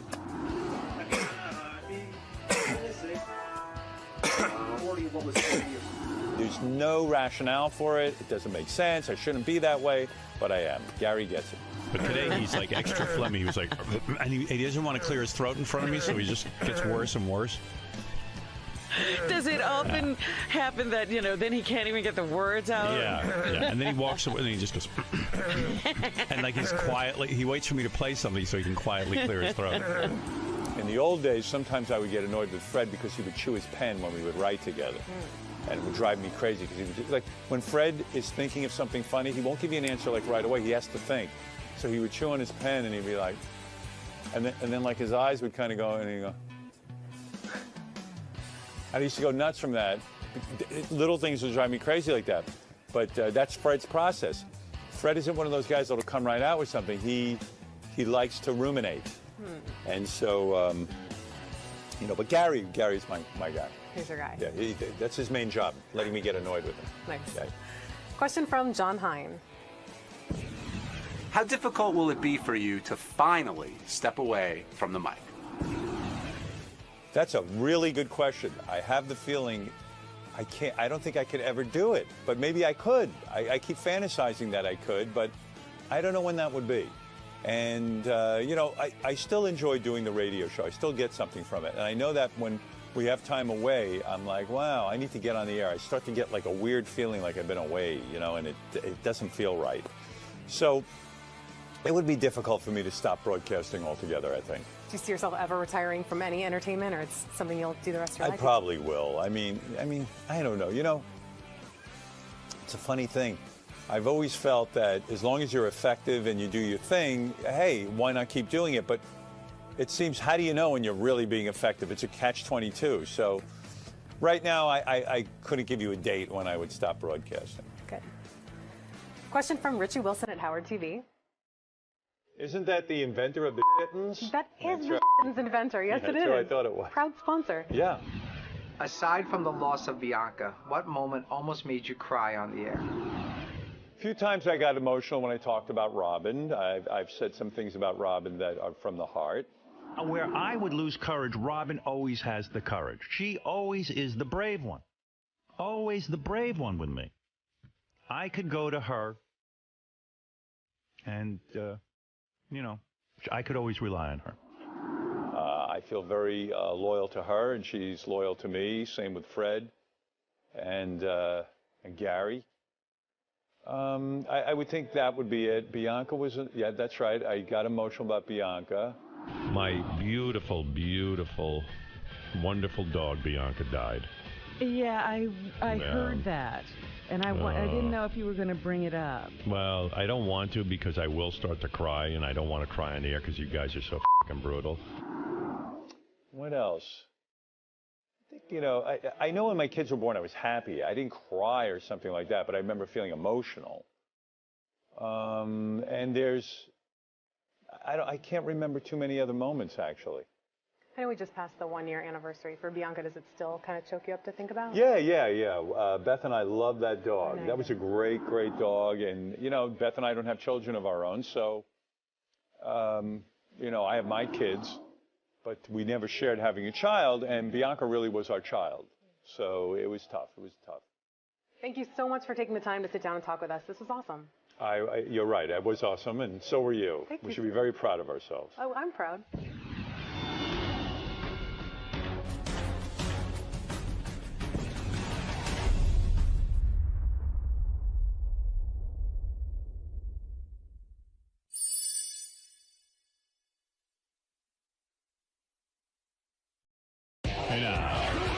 You don't even seem to understand the show.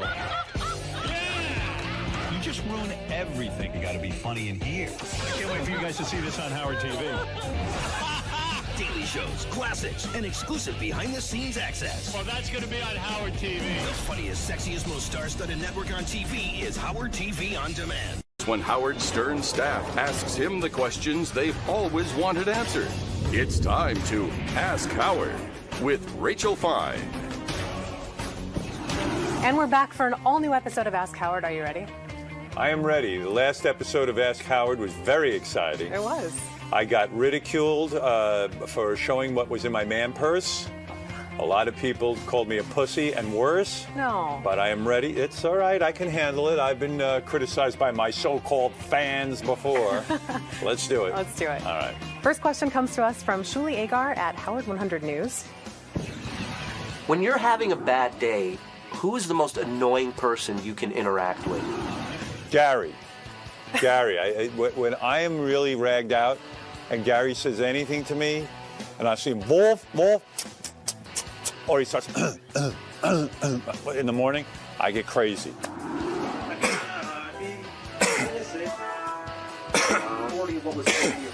There's no rationale for it. It doesn't make sense. I shouldn't be that way, but I am. Gary gets it. But today he's like extra phlegmy. He was like, and he doesn't want to clear his throat in front of me, so he just gets worse and worse. Does it often happen that, then he can't even get the words out? Yeah. And then he walks away and he just goes, and like he's quietly, he waits for me to play something so he can quietly clear his throat. in the old days, sometimes I would get annoyed with Fred because he would chew his pen when we would write together. And it would drive me crazy because he would just, like, when Fred is thinking of something funny, he won't give you an answer like right away. He has to think. So he would chew on his pen and he'd be like, and then like his eyes would kind of go, and he'd go. I used to go nuts from that. Little things would drive me crazy like that. But that's Fred's process. Fred isn't one of those guys that'll come right out with something. He likes to ruminate. And so, you know, but Gary's my guy. He's your guy. Yeah, that's his main job, letting me get annoyed with him. Nice. Yeah. Question from John Hine. How difficult will it be for you to finally step away from the mic? That's a really good question. I have the feeling I don't think I could ever do it, but maybe I could. I keep fantasizing that I could, but I don't know when that would be.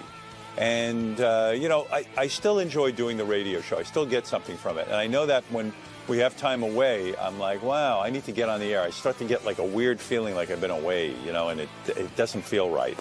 So it would be difficult for me to stop broadcasting altogether, I think. Do you see yourself ever retiring from any entertainment, or it's something you'll do the rest of your I life? probably will. I mean, I don't know. You know, it's a funny thing.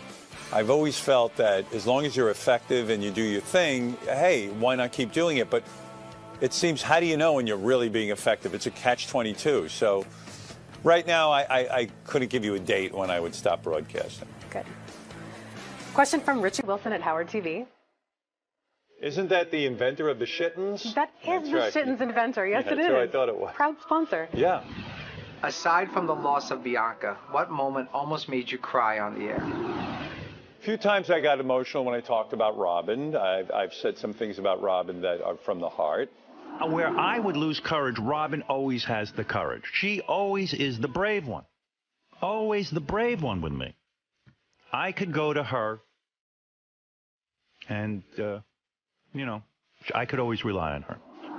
I feel very loyal to her, and she's loyal to me. Same with Fred and Gary. I would think that would be it. Bianca was, yeah, that's right. I got emotional about Bianca. My beautiful, beautiful, wonderful dog, Bianca, died.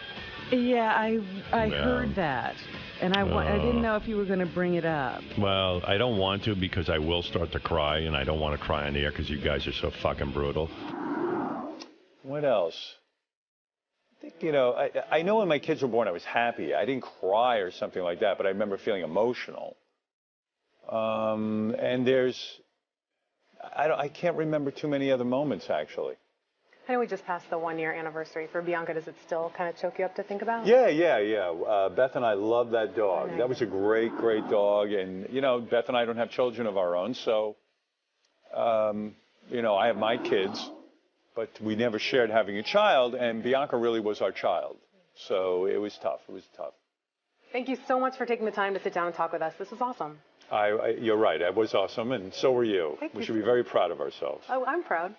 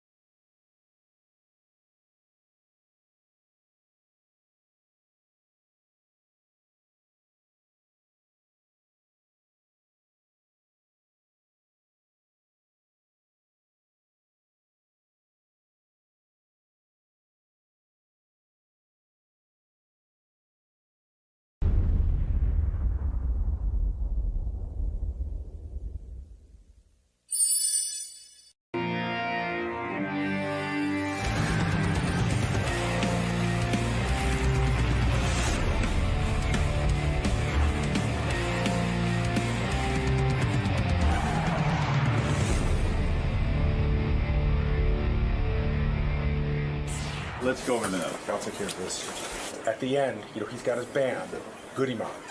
They're like and we promised we would talk to those guys at the end. All right, I'll talk to them. One more. You know, I think, by the way, I think you'll probably want to. CeeLo Green is a judge on The Voice. He also has had multiple Grammys, hit songs, an incredible life, which I don't know how many people are aware of CeeLo's life. Look at that. There you are, man. Hey, man. Look at this. How are you? Wow. World famous CeeLo. I was about to say the same thing about you, Howard. I was reading CeeLo is, of course, not your real name, but a nickname given to you. Yeah, my name is Carlo. Carlo, so it became CeeLo. Yeah. Yeah, Carlo.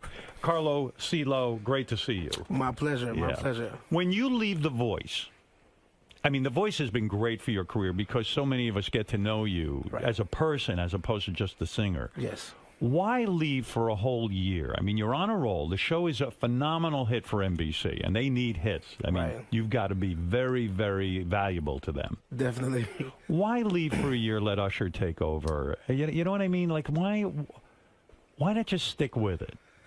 Well, you know, it really wasn't my idea, but we did discuss prior to about the option of maybe switching out the coaches here and there whenever, you know, an event may have presented itself where someone wanted to do something outside of the show. So it wasn't your idea. It was NBC said, hey, we need to mix it up a little bit.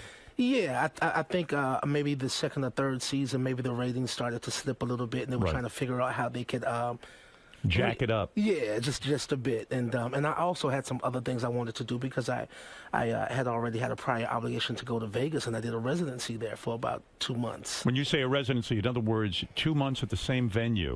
Yeah. And you do the show every night from that venue. Yes. Which is a great deal for an artist, right? You don't have to go on the road. You don't have to travel. It's all the same I theater. rather enjoyed it. Yes, I really enjoyed doing Vegas. Yeah. I mean, when you do a show like The Voice, does your price then go up as a performer because everyone just kind of wants to be around the guy from The Voice? It doesn't hurt in negotiations, you know. Were you upset that Adam Levine and Blake Shelton were asked to stay on, and the idea of changing it up was changing you out and Christina Aguilera? I was not. You know what? I gotta say that I probably came on with the assumption that you know, not what expendable is a strong word. You know, I didn't think that I was as well known. I mean, like maybe some people even questioned, you know, my you being there in the first place. Exactly. Right. And so I had to put in a lot of work to really to distinguish myself, and I think I ended up making myself irreplaceable on the show. Actually. Well, is that what this year proved? In other words, Usher filled in for you. Yeah.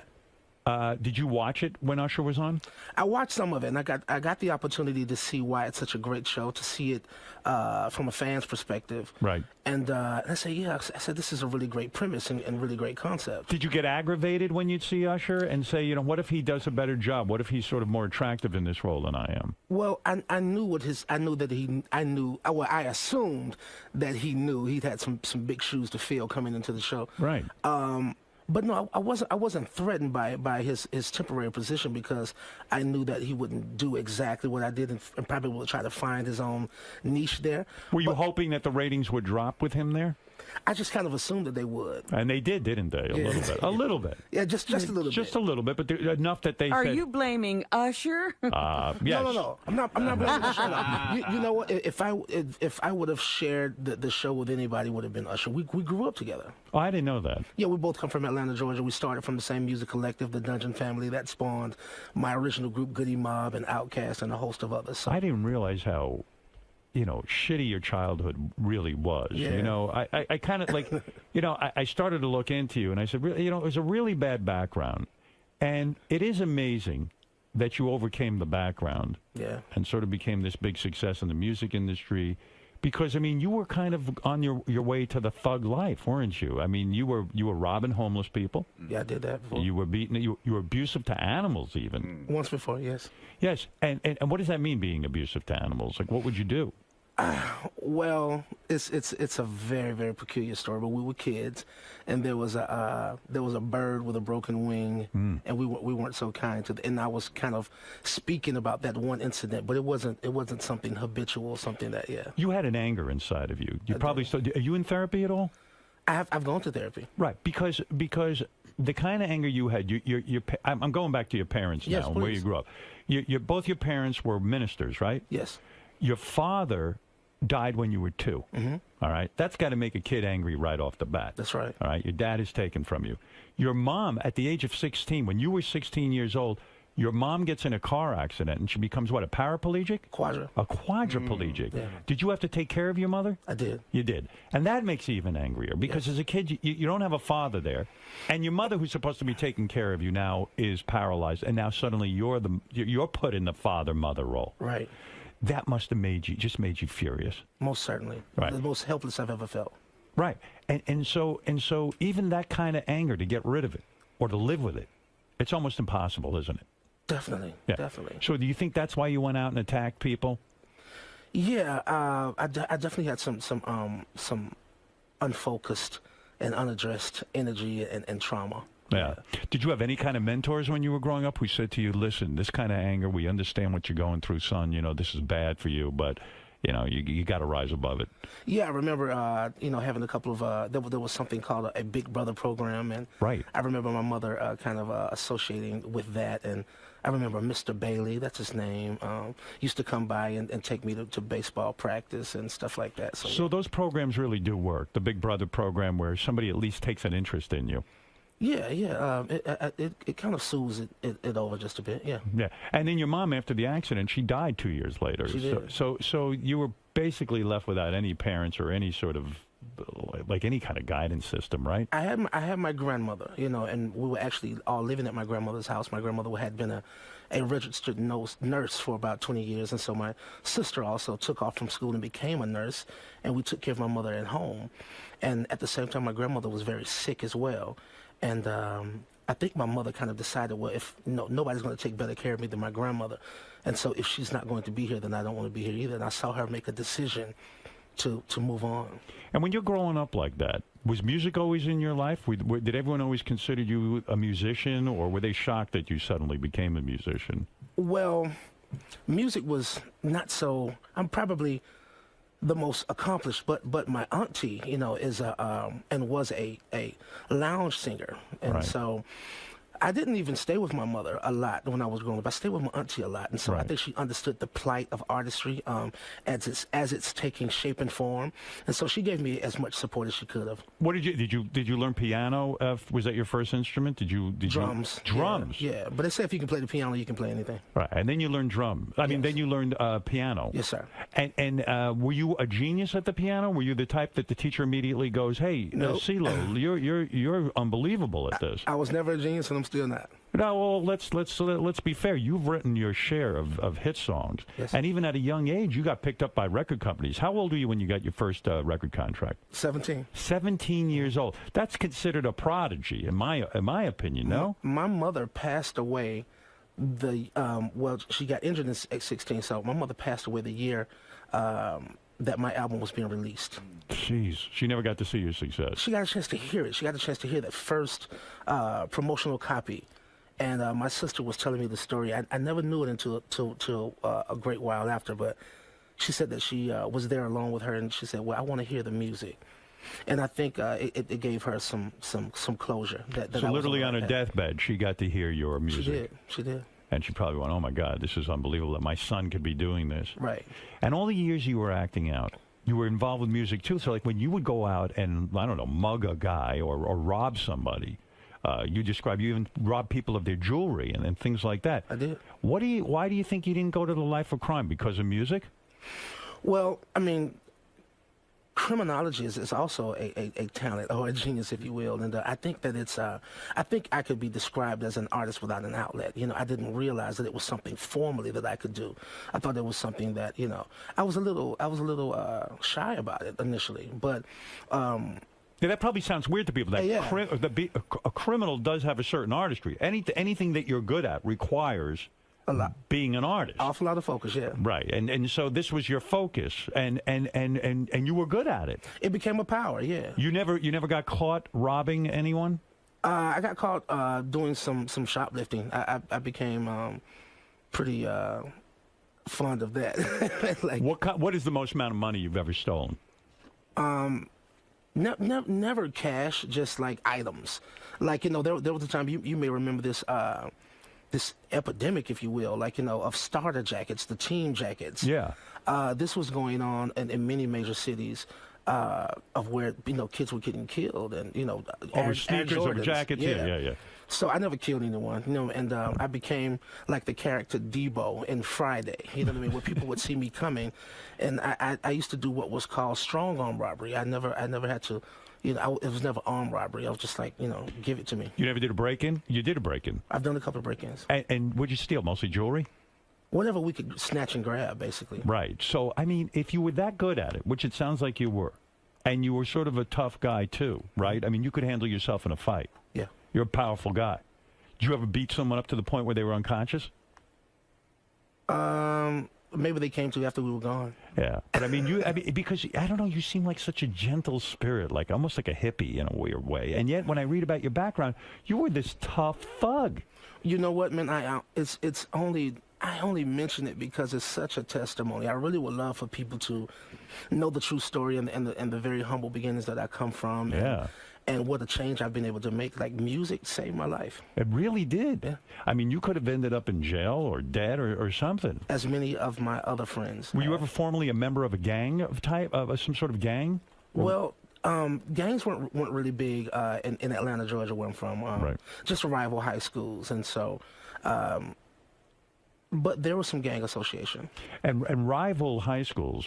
Sounds like it's sort of fun. It's very vicious. But my high school had Roosevelt High School had a war going with Malvern High School. Right. And everyone pulled out knives. I saw people get stabbed. And I mean, you're talking about it's vicious sometimes. Makes no sense. Knives and bats and crowbars and stuff like that. So I lived right across the street from a park called the Rec. It was short for the recreation center. Right. And I was an underclassman, but the high school was this way and the middle school this way, and the rival high school was right around the corner. And so after a football game, everybody would come to this Rec, and it was like a scene from The Outsiders, Pony Boy and Dally. You know, it was big high school fights. And you had a fight, right? Yeah. Yeah. I mean, and you could handle yourself. I was an onlooker at the time, and I kind of wanted to get involved. I'm like, wow, look at that, you know. Yeah, like you kind of going, am I man enough to go in and fight this fight? I think that's the way that we kind of sit and root at boxing matches. Like, if I was in there, I would hit him with a left. No, go this way, go this way. You know, you kind of root on as if to say, if I was in your position, I would have done this. So what's so weird to me is here's a guy who's stealing and fights and stuff, and then also getting a record contract at 17. It's weird. Well, I've got to give a lot of credit to my aunt. You know, she. Did a lot of the guys you were hanging with, did they get jealous when you started to get successful? No, because almost everybody who I was friends with, we all ended up miraculously doing music. Like whether it be Andre 3000 from Outkast, like we went to elementary school together. You knew Andre 2000 from that guy's a genius, right? Yeah, smart. Would you say? Did you recognize his musical abilities when he was young?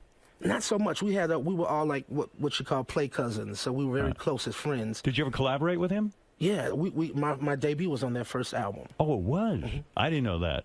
Yeah. And so when you lay down at night, do you ever think back on those days and feel guilty, or you just say, "Hey, fuck it, I'm glad I got out of that whole thing"? No, I do. I feel a great deal of remorse and a lot of what my motivation is to, outshine, and outdo, and rectify a lot of that wrong, Yeah. I would think mugging a person, though, when you feel so powerless in your life, the only way you can feel powerful is to physically take over someone. Yeah. And take something from them and actually physically dominate them. Yeah. Does that make any sense? And instead of just like lashing out and understanding that you're angry because your mother's gone, your father died when you were 2, you're just this misery. Right. Somehow it makes you feel better to mug someone. It sounds weird, but maybe that's the way it operates. Well, yeah, as they say, hurt people hurt people. Yes. Yeah. Hurt people. I know hurt Mike people. Tyson, when he was in, also said he was afraid all the time. That's one of the other motivating factors. If you're fearful, you want to put on this brave front. Yeah, maybe and that's prove it. that you're a tough guy. I read an interview with Vin Diesel, Right. and he said something that was pretty profound, and I was able to relate to it. He said that the artistry, the purity in heart, he knew growing up in New York City that this was something that he would need to protect. Yeah. And I was really moved by that. I said, yeah, I think I kind of felt like that. Your first couple of albums were not commercial successes. Your first couple of albums were with the Goody Mob, right? Yes. And you guys get this deal with a record label, and you probably assume, hey, once I get a record deal, my life's set, man. I'm going to be rich. I'm going to be on tour. It's going to be great. It doesn't work like that, does it? It does not work like that. We did our first album for $20,000, and there's 4 of us, so we got $5,000 apiece. Yeah. I thought I was rich. Yeah. You know. And the record company kind of pumps you up. Hey, it's going to be big. It's going to be this. It's going to be that. And then it kind of just doesn't go anywhere. You know. No, it doesn't. Yeah, it doesn't, and it's weird. Was the Goody Mob like? Were you guys just distraught when the record doesn't make it, or you just? What's the feeling there?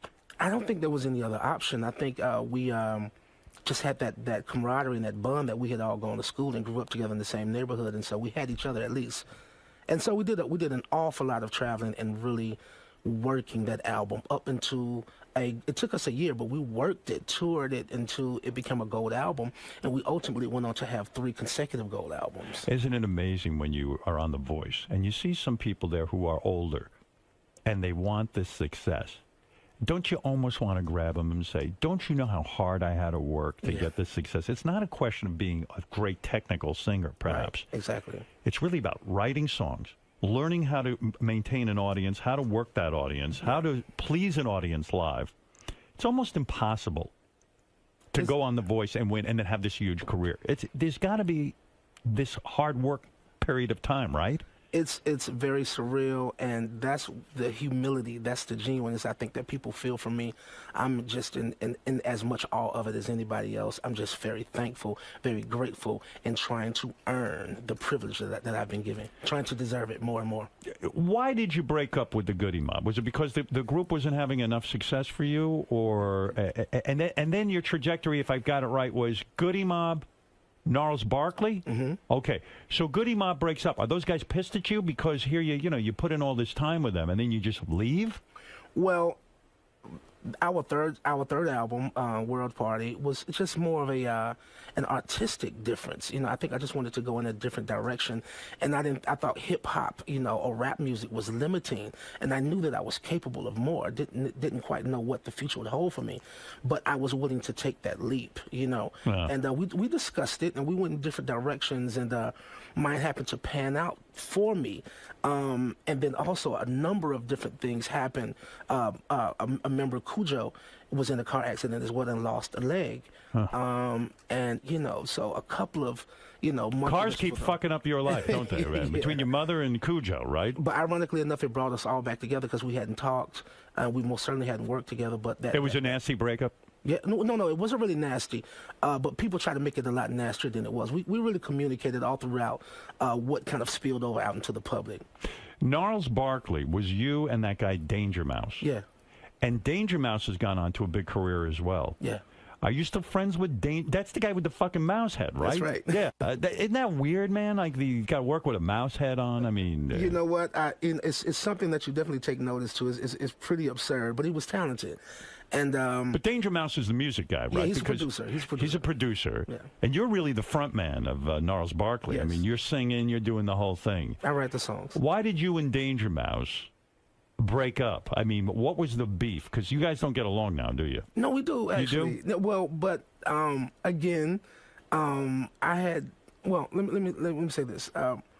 We're cool, and... We didn't really know what to expect from Gnarls Barkley. We did it out of pocket. We did it independently, right. Not really knowing what to expect. I liked what he did. He played me some tracks. I did a remix to a song for another project he was working on.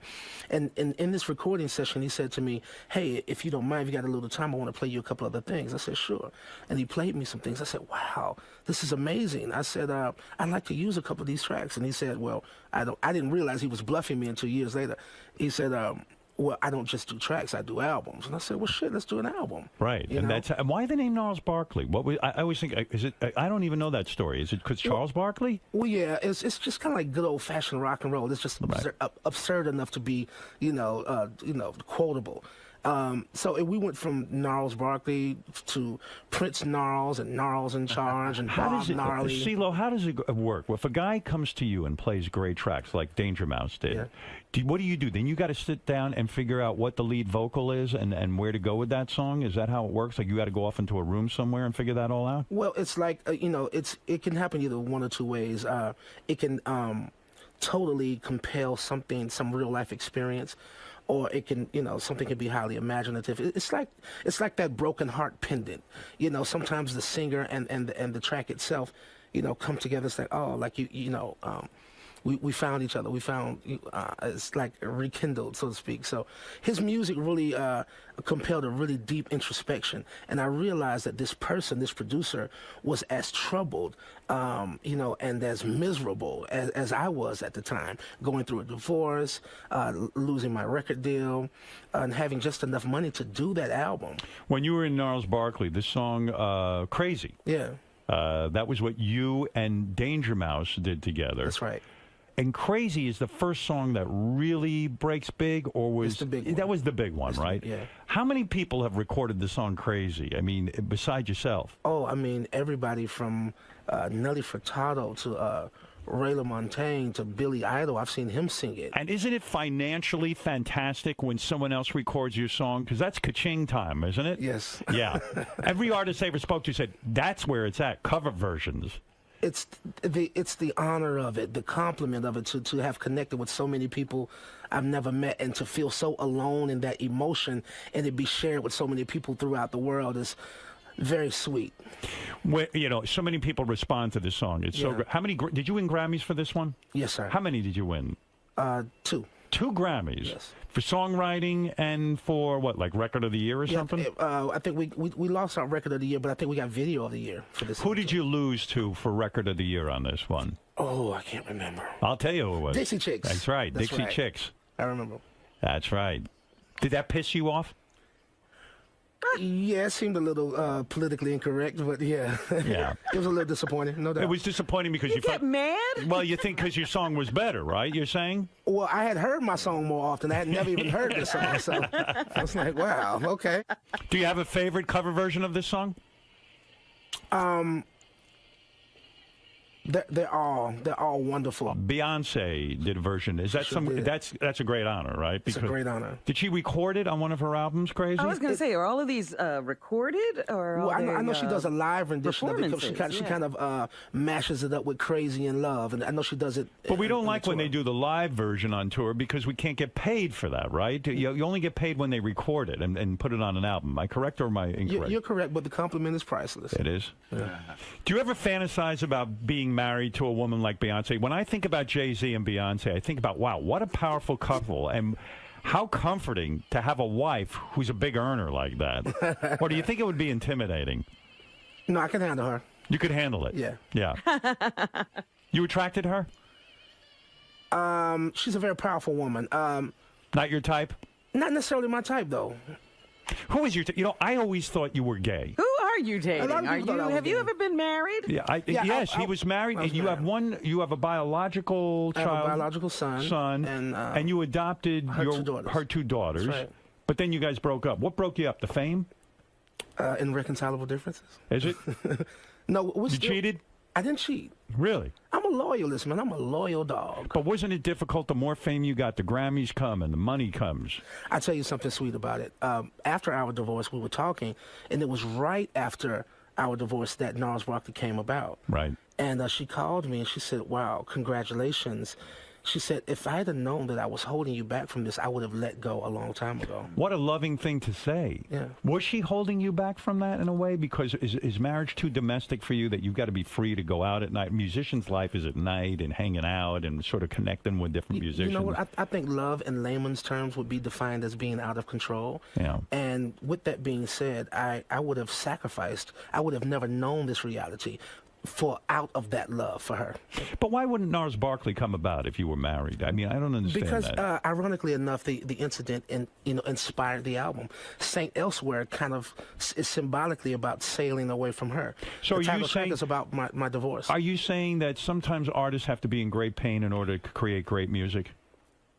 Out of atrocity comes art. Right. So the breakup broke your heart so much. Was Crazy about that breakup? Well, Crazy was about my insistence on being an individual, and we had this conversation, me and Danger. being called crazy, and it's something that I just resented so much my entire life. I'm like, yo, like, I'm actually a very sensible guy. You know what I'm saying? And I was only confirmed this when I was, I acquired a songwriting skill, and I could see my sensibility in lyric, and I'm like, no, I'm all right. Are you a drug guy at all? Were you ever into drugs? I'm not a big drug guy. I can't say that I am. Because some artists think they need to get high in order to sort of create. No. I'm naturally a wildflower. All right. I think so. Why did people think you were so crazy? Because of your background, because of your past as a criminal, kind of thing. Yeah, it's pretty dynamic. Those who knew me, like to be able to embody those extremities. I'm a Gemini, if that helps make any sense. The reason I said I thought you were gay is I didn't know much about you when I saw you on The Voice and stuff, and sometimes you'd wear almost like a dress or something. Just because of the costume? The costuming made me think, well, hey, this brother might be gay. You know what I'm saying? I didn't know. No. You can't dress up unless you're gay. But actually, further from the truth, you are a womanizer, aren't you? I mean, you love pussy. Is it fair to say that? You love pussy so much. Well, you can tell that on the show when he when he turns that chair and sees a beautiful girl. Have you ever fucked a contestant? Has that ever happened? I haven't gotten the opportunity to. I've tried. I'm so sorry. I've exchanged some numbers. Right. I fucked an audience member. You did? Yeah. Did you? How did you do that? How did you fuck one of the audience members? Because I know on America's Got Talent. How do you get to the audience? Where I'm a judge like you. I sent somebody. I find it difficult to connect with the audience that way. Well, you spotted somebody in the audience? Yeah, but as you know, those television stagings, they're a lot smaller than they appear. Yes, they are. So I call a wink from somebody. It's like, hey, I like white woman or black woman? Black woman. Black woman. Yeah. Do you fuck everybody, or are you strictly a black guy? No, but I mean, I'm so internationally renowned. You're open to everything. I kind of have to just Have you fucked an Asian woman? Yeah, but not for free. You had to pay. Where did you pay an Asian woman to have sex with you? I got a great massage from a beautiful Asian woman in Japan. Yeah. Oh, no kidding! And then she gave you a happy ending. She did, but she was gorgeous, just like the ad. She was the exact same. She person. looked like the ad. Did you have any? So in other words, you had an idea when you go in there it was a rub and tug kind of thing, right? I hope so. Yeah, because I have gotten massages throughout my life, on and off. No one has ever jerked me off. What is that feeling like when the woman puts I don't believe it, Howard Stern. You're such a stud. No, it's so fucking true. I mean, one time I did have an opportunity, but I have a small penis and I was embarrassed. I don't believe that. Yeah, I do. Are you well hung? You know what, man? There's a difference between car and driver. I'm a great driver. Oh, I see. So you're small. No. What are you saying? I'm saying I have a decent-sized dick. You do? I saw my friend had a porno on his phone yesterday, and he has an exceptional dick. Really? You mean this was a friend of yours that shot his own porn? No. I don't know who the actor was, but he's got a Bravo from us. Maybe I could show it to you or something. But are you over awesome. 9 inches? No. No, you're like 7? I say 7. 7. Everybody I know is above average. Except me. But I thought 7 was average. No, 5 is considered average. Really? I have 6, and I'm stretched. I'm measuring from my balls, so I'm a bad driver with a bad car. Stop. Yeah. I lose on every situation. I just can't believe it, man. You're too much of a stud. So go back to your musical career for a second. Okay. So Crazy comes out, and that's when the money starts to roll in, right? I mean, you're worth about $21 million. I read. That's what true? they're saying. Not anymore. I mean, I used to be. I was rich at one time, but now I'm just fortunate after taxes. But is that because of your divorce? Did you lose it? But you didn't lose a lot of money there because you were kind of broke. I didn't have any money right. when I got divorced. No, but and because of that, because of her grace, she's she's still a very well taken care of. You will, even though you don't legally have to contribute, you do. I just love her. I still love her.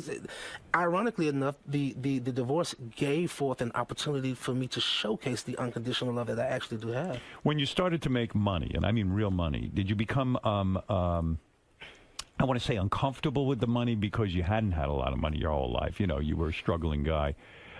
Did it make you feel a little bizarre to suddenly, I don't know? I'm not really materialistic, and I'm not an asshole in that kind of way. And it's cool. I mean, it usually happens to people, and it's all right. It's probably natural to go for it in that kind of way. But my greatest extremity is probably clothes and jewelry, and I do a lot of that for stage. And the only reason it becomes Did you buy a nice house?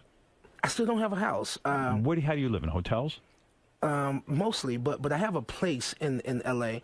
You rent it? Yeah, I rent it. A lot of people don't know, like, The Voice, and a lot of these TV shows, they kind of have housing budgets and traveling budgets, and so The Voice pays for my house in L.A. Isn't it weird that you don't have a house? I mean, that would seem like a good investment, somewhere to put all your stuff, and call your own. But it's just like a house is just not a home. You know what I'm saying? So because you can't live there anyway. No, and I have a ranch. I have a 10-acre ranch outside of Atlanta, Georgia, that I'm thinking about putting on the market, but I was kind of just holding on to it. Why? Because you never can get there. Because I've always wanted to leave, and this is, music is also a way to immortalize your ideal, and your existence here. You know what I mean? And so it's very important to me to do that with this opportunity, and so I kept this ranch because I want to leave a legacy. I've always wanted to give it away. So I feel I've taken so much. My spirit has, it's kind of evolved on to more of something philanthropist, if that's even a word. You think you'll ever get married again, or will you just live this bachelor lifestyle? It seems to me you're totally comfortable now where you're at. I'm very comfortable, and I do have a significant other in my life right now. Oh, you do? You're in love? Well, I love her for who she is. I love her for allowing me to be myself. So she's not threatened by all of the other women. How long you been with her? I've been with her 2 years, and no other women. You're exclusive with her. Well, we like women together. Oh, you do? Mm-hmm. Fantastic. Yeah. Is that a weird move? Where do you find a woman like that? Yeah. Tell us where you get that. She's exceptional, and I felt like I must have done something right. This woman, how do you meet this woman, this exceptional woman? Can I tell you the story? Yeah, I'd love to hear this. I love love. We were just meeting. We were just getting to New York and to L.A. Right. And I was at a car lot, and my back was turned to the street, and they were at a red light, and I heard somebody say, "I love you. Great job. I love your music." She said, "I love you," and I turned around and I said, "Me?" And the white chick, black chick, what is she? Black chick, and black the fact chick. that she recognized me with my background. I mean, I went from being a very peculiar looking person to one of the most cool kind of guy. Yeah, one of the most recognizable people you can see. Yeah. So apparently that's the truth. And I turned around and said, "Well, come and meet me," and I saved her number. And I saved it under, she could be the one, the way that she approached me. She's very, very fearless. You weren't put off by that, the fact that she was a fan and she was like, "Hey, I think you're great, blah, blah, blah." Like, right away, she's worshiping you. You didn't get hung up on that. I didn't get hung up on that. Maybe it was the way that she was dressed. Maybe it was the way that she spoke, her business card. Very accomplished, very educated, has her own money. Has her own business? Yeah. What type of work is she into? She's in health education. And so, right from the beginning, you become lovers. Yeah. And it works out. How do you make that move into threesomes and stuff and bringing other chicks into the bed? Well, it was gradual, but I was just very open about other, relationships that were lingering on. Right. You weren't willing to give those up, in other words. You knew people before her, and you said, "Look, these are people I'm going to continue to see. I'm not looking to give it up." It was maybe 2 other people, and it wasn't lack of love for those other people. It was just logistics. Yeah. Someone living out of state and us carrying on, from a long distance kind of perspective. She didn't get jealous that you were still seeing other people, and here she's falling in love with you? She was honored by my honesty. She was. And since then, I have shared every single detail. I've even gone back and talked about things that aren't even necessary just to have her be. It makes me feel, I don't even like the feeling of keeping any secrets from her. I find that so difficult, though, to negotiate. Does she go out and fuck other guys? No, she has no desire. See, that's the point. Yeah. If she came home to you and said, "Listen, I'm going out and fucking other guys," you would no way be able to handle that. I just told her if she ever had that desire, would she just please let me know, like honor me with the same honesty. Right. And so, what are you going to do when she's that honest? It's going to dump her. Right. Well, I mean, I tried to think it through. I mean, it probably would be a little unsettling to begin with. You wouldn't feel honored then, I'm telling you. I wouldn't feel honored, but yeah, right. I think I would respect it. But, the difference between, like, men and women is But don't you think she's just putting up with it because she doesn't want to lose CeeLo? It's probably exciting to be with CeeLo. Yeah, she wouldn't be like this with any other guy. Exactly. Yeah. Well, I think, just from her description that she's been in she's tried to play the straight and narrow. She's actually, got a bit of that in her own system, and she's, you know, she enjoys me, you know, giving her that liberty. Right. You know, you can have freedom, but somebody has to give you liberty. So you don't bring these women home to her. You don't do a threesome thing. You go out and fuck, and then you come home and you say, hey, look, I just want you to know I was with someone when I was on the road. Well, no, because she's most certainly in health education. And she said to me, like, if you ever, you know, I want you to do whatever makes you happy. Right. So if ever, you know what I'm saying, like you do something outside of me, make sure you protect yourself. Right. Because I cherish my quality of life. Right. And so just even with that, you know, and she's beautiful. So, like, you know, anything beneath her bar is not even worth my time or energy. So there were no threesomes going on?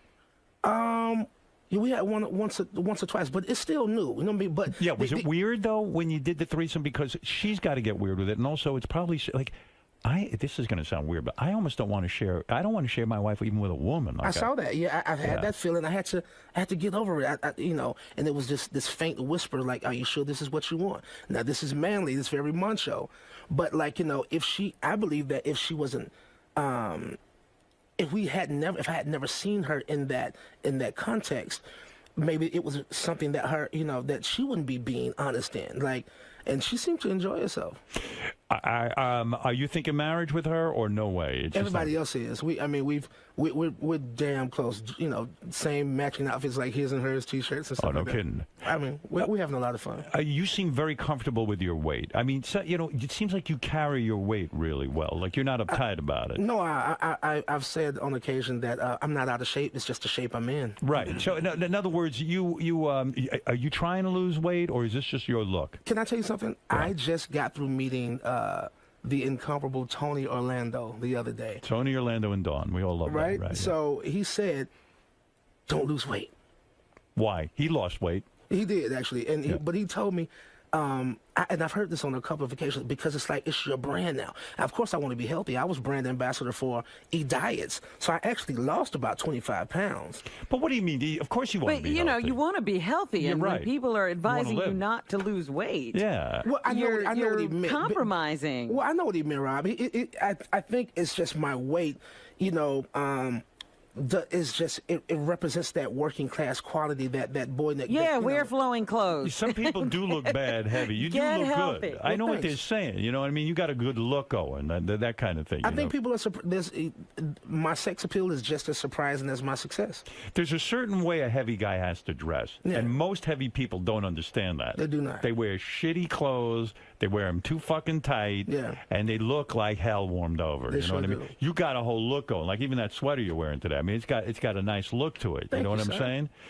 When you get naked in front of a new woman, all right, do you think about your weight? Do you go, shit, man, I wish I was more ripped. I wish I was in more shape. I do not. I mean, because I'm always there to second the emotion, you know, for any individual brave enough to, you know, to give me that opportunity. Like, I want to prove her right. And I believe that it's such a turn on, because it's like what Al Pacino said in Devil's Advocate. They don't necessarily see me coming. I get a kick out of that. Do you I think most women probably find you non-threatening too, because you're a little bit heavy. You know, they're like, oh, I hug them like a big teddy bear. I can imagine that. Have you fucked tons of women? Have you had tons of women? I haven't had enough, because I was, you know, the nature of the music that we did as Goody Mob was very politically charged and socially conscious, and it didn't attract an awful lot of groupies. And then I was married, you know, for that stint between leaving the group and going into solo career, Gnarls Barkley. And I was loyal to that. And Gnarls Barkley was about being crazy and surreal and, you know, all, you know, cerebral, and it wasn't really sexy. It wasn't until Lady Killer that I got a chance to express that side of myself. Yeah, and if anything, the voice brings tons of pussy, right? All of TV is just like a magnet for that kind of stuff. But you know what, man?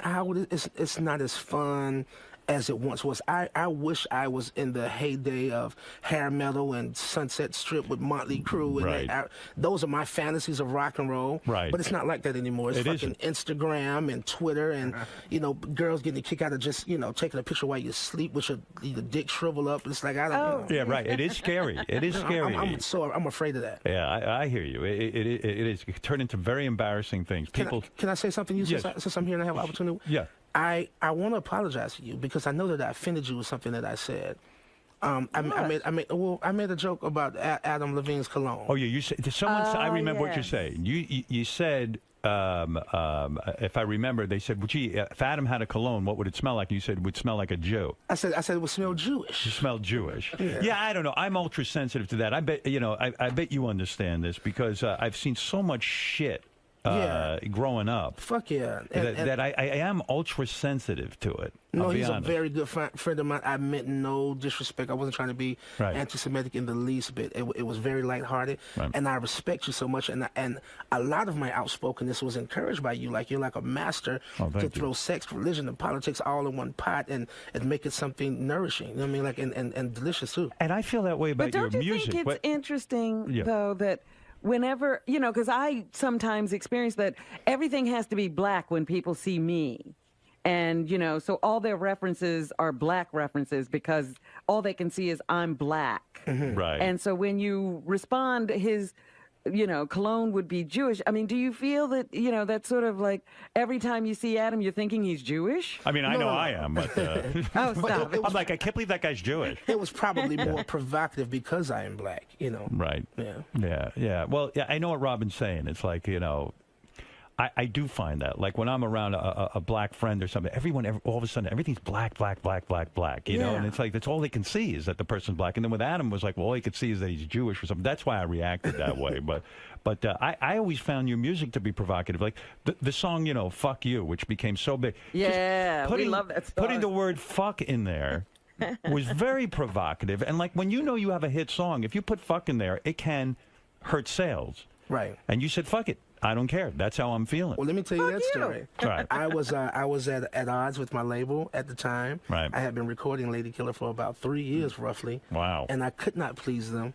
And I was working with Bruno Mars, who wasn't necessarily Bruno Mars at the moment. Right. Well, How'd you find Bruno Mars, by the way? He was introduced to me as a staff writer, which he had signed on to be, and I was introduced to him and his writing partner, Phil Lawrence. I didn't even know they still had staff writers. So in other words, when you're sitting and working on a song, you can say to a staff writer, "Hey, I'm blocked up here. Give me a hand with this thing." Basically, and so this was the first time I had opened up my creative space and shared it with someone in that capacity. Right. And I said, "Okay, I'll give it a try." Right. Being a good sport.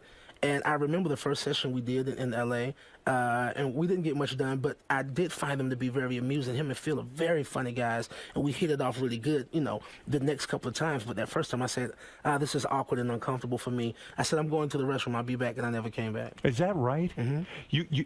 It felt awkward and uncomfortable. How? In other words, to work with guys you didn't really know? Because I didn't realize I didn't know if a staff writer being suggested to me was condescending. I said, motherfucker, I'm CeeLo Green. I don't need a staff writer. Right. But I want to be a good sport because I want that unanimous yes. I want my corner in my corner. So I said, if this will help, relations and get the job done, let's go for it. It doesn't matter. But you have been at odds with Bruno Mars because he takes credit for writing the song, a lot of credit for writing the song Fuck You. I saw that on a couple of international interviews to where it's not being specified what his contribution actually was. So what was his? Clear it up. What was his contribution? As producer, he wrote the music. So he produced it. He did not write the lyric for me. Right. You came up with the lyric. Yeah. And he implies... Can you imagine him writing, Fuck you? I just thought you should know, nigga? Can you imagine him writing from that out for of town. But the point is, you want it clear because the charm of that song, if you will, is the lyric. It's the sentiment. Fuck you. Well, I thought I was being ridiculous. It's the last song we recorded for that album, and I said they're going to drop me from the label. Right. Great, and because it was directed at your record company. Exactly. Right. And so the storyline is fictitious, but the true, genuine connection to it and what people end up getting out of it was that. Why is it that every songwriter, when they talk about their biggest hits, it's always that one song that they write in 5 fucking minutes. They write it as a throwaway, and then it drives them crazy the rest of their career because, that's how I should write all my songs. Howard, this song has been so big. It has so much staying power. I'm still performing it, and I hadn't put out a new record in 3 years. I'm working on a new record right now. They say about the music industry now, all these big hit songs, like you talk about Katy Perry's had one hit after another. Yeah. But really, it is a conglomerate. It's like she has a bunch of people who write for her, a bunch of people who produce her, that you almost can't do it on your own anymore if you're in the pop business. Katy Perry is a corporation. She has a board. Right. Yeah. And you mean that literally. I do.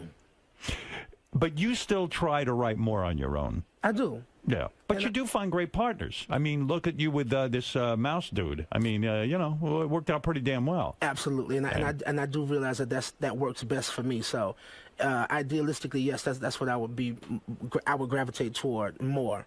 Is that why your new record now is with your original guys? Because you said, hey, why not collaborate with these guys again? Maybe we can have a hit.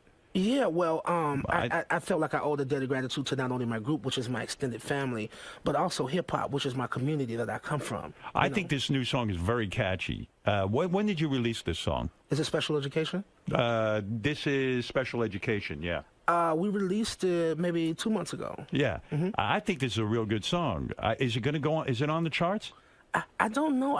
I really don't know. We're doing it independently, and right. So... yeah, but people love it, you know, and I think if it's like #1 at People's Radio. Yeah, this is it's got a nice, a lot going on here. This is Janelle. Janelle Way. Where do you find this guy? This is Big Gibb. The members are Big Gibb, Cujo, and Timo. These are all the dudes with you? Yeah.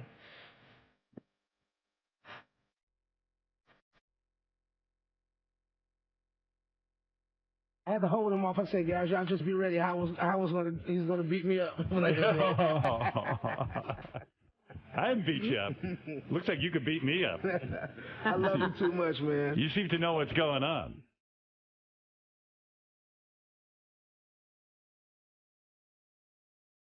So it's always about us encouraging those underdogs and those unsung, you know, those eccentric individuals, misunderstood. You know, I'm so accustomed to that alienation, you know what I mean? And so I would love to be a voice for those people. And that's what I represent on the television show. That's why it works so well for me. How are you going to get this song on the charts, man? That's what we got to do.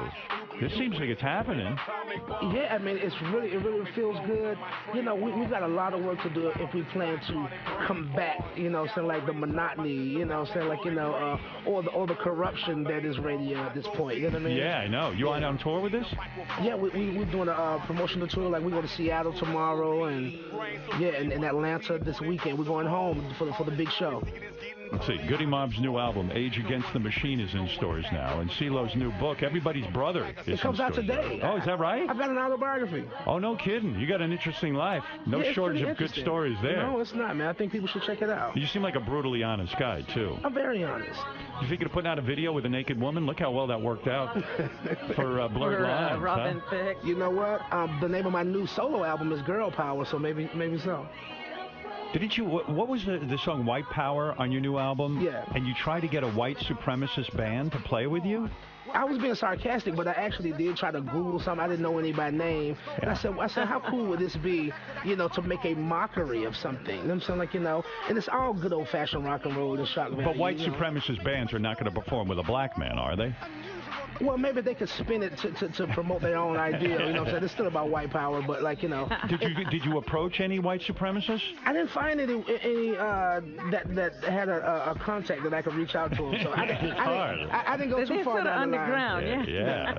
Wow. Hard to get in touch with those people. Do you ever wish that, like even the song "Fuck You," if it had come out 15 years ago, the record business was so big, you would have so much more money now. Fuck yes. I mean, isn't it crazy what's happened? I missed the heyday. You kind of did, didn't you? The bubble burst, yeah. Yeah, I mean, making money now off records ain't where it's at. You've got to make money going on tour. Yes. And that's a lot more work. Yeah. Are you jealous of guys like Prince who have a catalog, or, you know, you take a look at Metallica. These guys sold like 100 million albums, you know what I mean? I'm inspired by Prince. He's one of my all-time favorites. And I just performed with him recently for the 3rd time. So what a fucking nut, though, right? I mean, like, you just got to buy into his whole nutty world. He's got his own thing. Did you hang with him? Yeah, I've hung out with him, and he's How more is that? He's more normal than I think he would want to let on. Is he? So am I, actually. Like the reason he's not normal to me, I love Prince, and I got invited to this private show he was doing. Yeah. The fucker turns out all the lights and says, "No, don't put any lights on me." It was like listening to a record. I couldn't see him play. He turned, and I was just like, fuck Prince, and I left.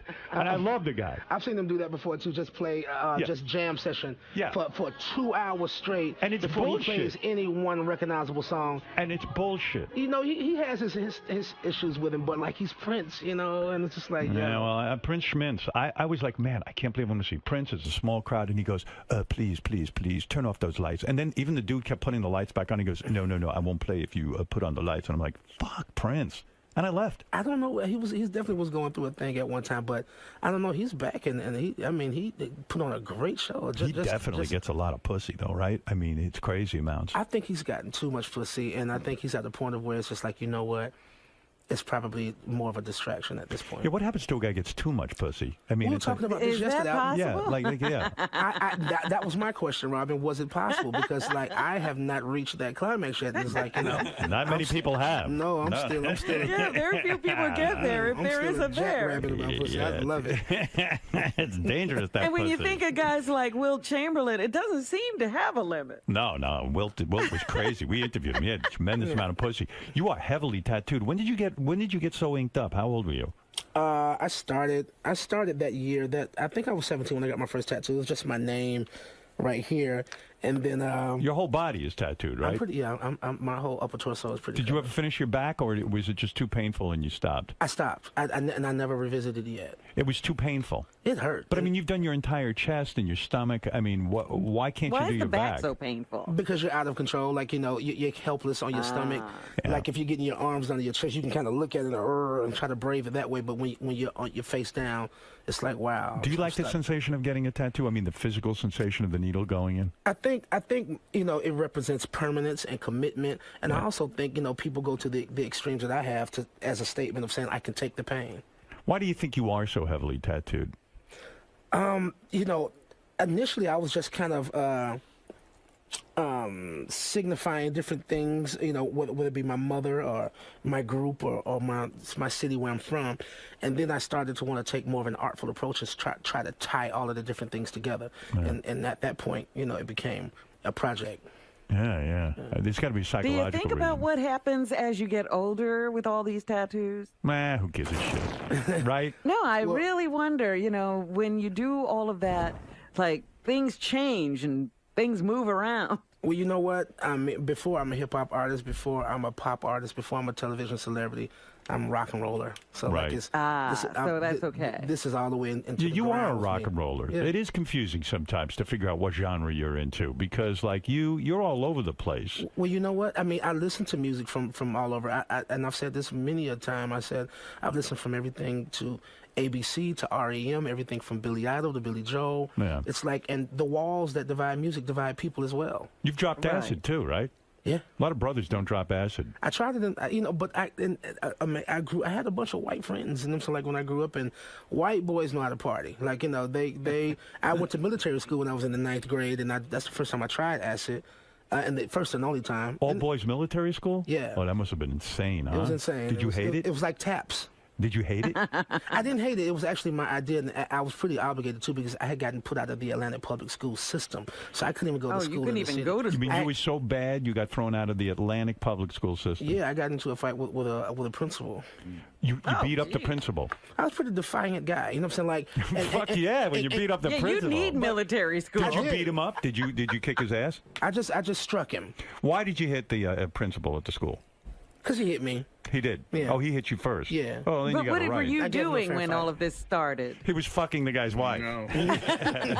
Well, at a point, I just kind of became a target, and I was a bit of a troublemaker, I must say. I see. God knows what you were up to. You must have been one bad motherfucker.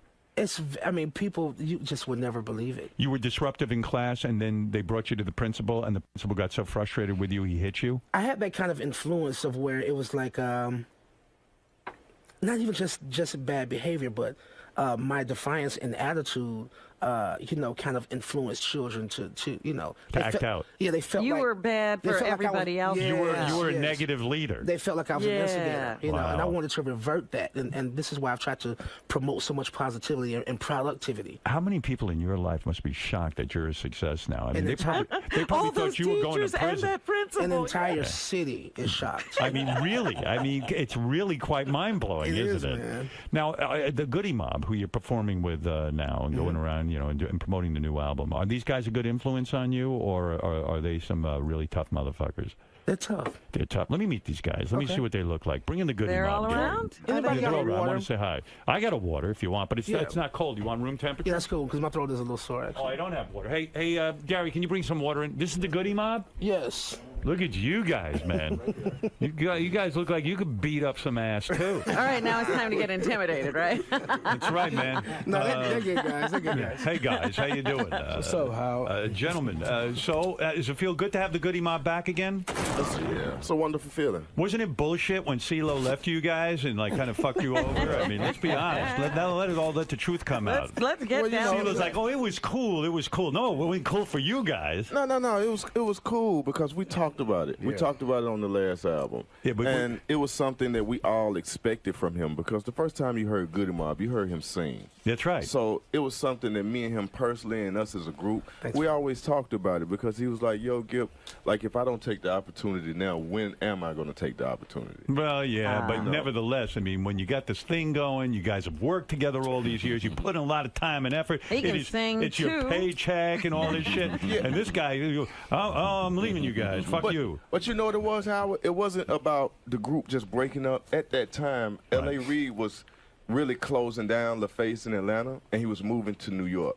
So me and CeeLo, he offered me and CeeLo our own solo deals at the time. I see. So everybody was doing well. Yes, everybody was doing well at that particular time. L.A. Reid's a good dude, isn't he? Yeah. He actually came over to my house. We were hanging out together, him and his wife. Really good dude, right? I think he's turned more individuals, more musicians into millionaires than any other executive that I know of. Is that What does he have? Is it just a good ear, or what? He knows what is music. He's He's a got good musician too. rapport. He understands it. He's a musician too. And when he makes a suggestion, it actually is meaningful and helps, right? I would say so. Yeah, and you know that he's been through the same trials and tribulations as we have. You know what I mean? He's been out there on the road. He's been in the group to deal with Babyface. He went through the thing where they didn't own their publishing and they had to come to Atlanta and start a whole new label. Yeah. He's been there. So, you know, he's always giving everybody the floor. Do whatever you want to do. You know what I mean? And that's something that we will always appreciate. And you really do meet a lot of dummies in the music business, right? Who actually kind of have an opinion, but they don't have anything to back it up with. And it's you got to really watch whose hands you get into, right? Because they can screw you up. Well, that's the reason why the record industry is the way it is now. It's about like Twitter. There's some dummies out there. Their opinion is like a pebble in a gravel road. It really doesn't mean anything. Well, you make a good point. There's so many dummies that they wreck the music business. They wreck the business. They didn't understand that the business model was changing, and how are they going to make revenue from these records, and none of them could figure it out, and they fucked it all. How could the record companies reverse themselves, or is it too late? It's never too late. You just have to start putting more artists into those positions and take a lot of these people that went to school and don't love music for art form. Right. You know, take those people out of those positions. Basically, and stop stealing music. Just stop stealing. Yeah. Good luck with that. Yeah, because that cat is out of the bag. Yeah, that's gone down, man. But you steal what isn't worth paying for, which is the popular opinion about music, because I don't even know if it is music anymore. Like, I mean, the intangibility that, you know, of just art and heart is product. I'll be honest with you guys. I came up with a plan to save the music industry. Listen to this. I'm going to shut down the internet. Then no one's going to be able to get any music for free. What do you think of that? That's it, Howard. I could do it. That's it. Yeah. I think I could reverse this whole thing. Help. Go back. You bet. Well, listen, there's a lot of excitement going on. I'm so glad you guys came in today. The Goody Mob's new album, Age Against the Machine, is in stores now. Yes, it is. CeeLo's new book. Yes. Everybody's Brother is in stores now. Yes, today. Well, don't get too excited. You don't get a cut of that. Let's be be honest. Actually, help me write Oh, you do? Actually, I do. Oh, well, that's different. see there? Oh, I got something for you too. You helped write the book as well. Yes, I did. You helped organize the thoughts and this kind of stuff. Yes, I did. I was kind of like a bird's eye view with him. What is the most fucked up thing in that book that we're going to read that we did not realize about CeeLo? I think you said it already. Oh, really? What? Yeah. I think He was a badass, huh? Yeah. Were you guys badasses too? Of course. Yeah. I mean, look at us, Howard. Anybody ever kill anybody? Raise your hand if you killed someone. Me. Oh, geez. No, just kidding. I don't think you're joking. Keep your hand down. Stop that. No, what the fuck you did? Coming from where we come from, you got to work hard to not kill somebody. Right. You almost have Oh, to. so all of you could raise your hands. Well, hey, that was in the past, you know. Everybody has to overcome Hey, their you past. know, 2013 that is a great person year probably for didn't us. need to be here anyway. Those people probably weren't worth being around anyway. What were they going to do? That's the point. We get a lot of stereotypes, though. Also, CeeLo is on The Voice. Is CeeLo the best judge on The Voice, would you guys say, in your opinion? Truly. Truly, right. He is the But most wait a minute, credibility. CeeLo. Yeah. I have a question. Yes, Yeah. darling. Why haven't you ever won? Oh, yeah, you haven't. I'm not sure. I think I'm due for a win, though. I'm really You looking, are. Yeah. Do you I would really love to win care? some. Do you care if you win on that show? I mean, you don't give a shit, do you? I care if the most deserving wins, and on a couple of occasions I felt like I truly deserved, or at least my teammate, you know. And I do believe you because, you know, in America's Got Talent, there's a guy I think You're should rooting win. for the And people, I do yeah. root for the people. Yeah. I'm actually caught up in it. I really am. yeah, it's not about me at all. I come secondary, but it would be nice. The trick to those shows is, and not really a trick, it's got to be sincere. You got to care about the talent, and you got to treat the judging seriously, right? Yes, you do. Yeah.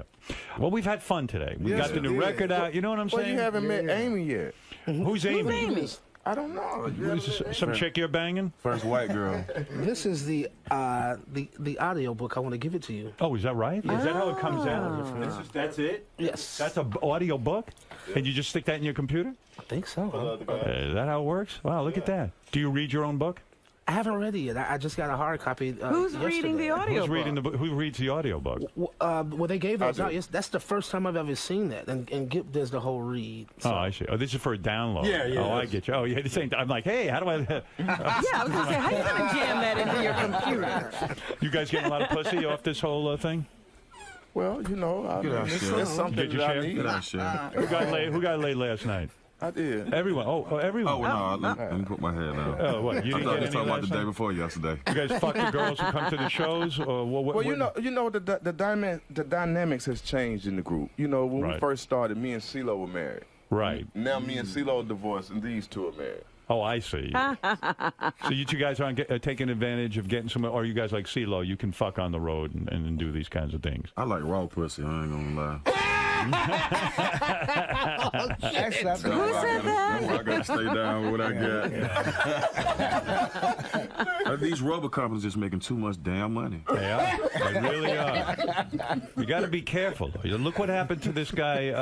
You be careful with asking him anything.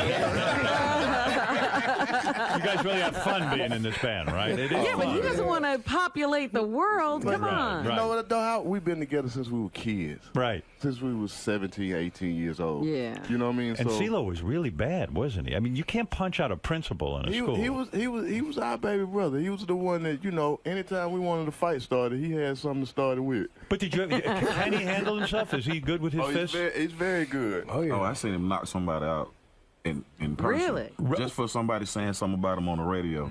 Really? Wow. Really. And the I gotta guy, be he careful. actually Well, let's actually be very invited careful. it. He was like, CeeLo, do what you got to do, man. Next thing I know, I seen both his legs up in the air. What do you mean? You were being interviewed on a radio station? He was an artist that we. I like how rational you are about this. Well, at that time. He seems so gentle. Yeah, Now right. I'm like, I'm rethinking this whole thing. This was I another. found peace. This was another artist. This wasn't the DJ. And he was an artist and who I was a big fan of, and I actually had a lot to do with him getting signed. Our production team, Organized Noise, who handled all of the first Outkast and Goody Mob music, they ended up getting a label deal with Interscope, Right. and they signed him, and he had been a local legend, you know. And I was like, yo, if he has the right support, he'd be great. And so I guess they were at odds about some business, and he went on Atlanta radio. And, you know, his personality is very, you know, talkative, you know. He's got a lot to say. And he pulled me in it. And I was just like, no, like, you know, like. Leave me out of this. Leave me out. I'm big on respect. And so, like, most certainly, like, we've never had any problems in our 20-year career. And we most certainly aren't going to have any problems with family. We're going to deal with that. So did you go down to the radio station to confront this gentleman? Well, actually, we were doing an interview at a club. I think they had just kind of shut down a club situation, and we did an interview on stage, something like this. And somebody came and whispered in my ear that, hey, you know, he's here. Yeah. And I said, well, let's go see him. Right. So, like, Let's talk this out. Right. I want to see him. So you went over to see him, and you confronted him. I said, why are you talking shit about me? Right. And he looked me up and down and said, do what you got to do. Oh. I said, well, okay. All right. So he says, do what you got to do. So you take your fist, right? Yeah. And you hit him, what, in the face? I slapped him first. First you smack him. Yeah, so I can get my jacket off. And did he get woozy from the smack? Because the smack can do a lot of damage. People don't realize that. Yeah. You know, You don't believe that's coming, right? So you bitch slapped him. Do a lot of damage to your self-esteem. Right. Yeah. You bitch slapped him. I gave him a smack, you know, and then I gave him a couple other licks, but he didn't really want to fight back, and you know, so I didn't want to. So you punched him? Did you knock him out? No, I stalled him out. He's okay, and we ended up talking, and I bet we were cool. I bet you he behaved. Yeah, of course he's going to talk now. Isn't that something? Yeah, never tell him do what you got to do. Because CeeLo to me seems like a gentle hippie. He really does. I see him there on the TV show with the cat and the bird. Have you guys ever confronted one of each other with fists? Have you guys ever gotten into a fight? No, never. No, none of us. No. Everything's cool. I was just wondering who could take on who in this group.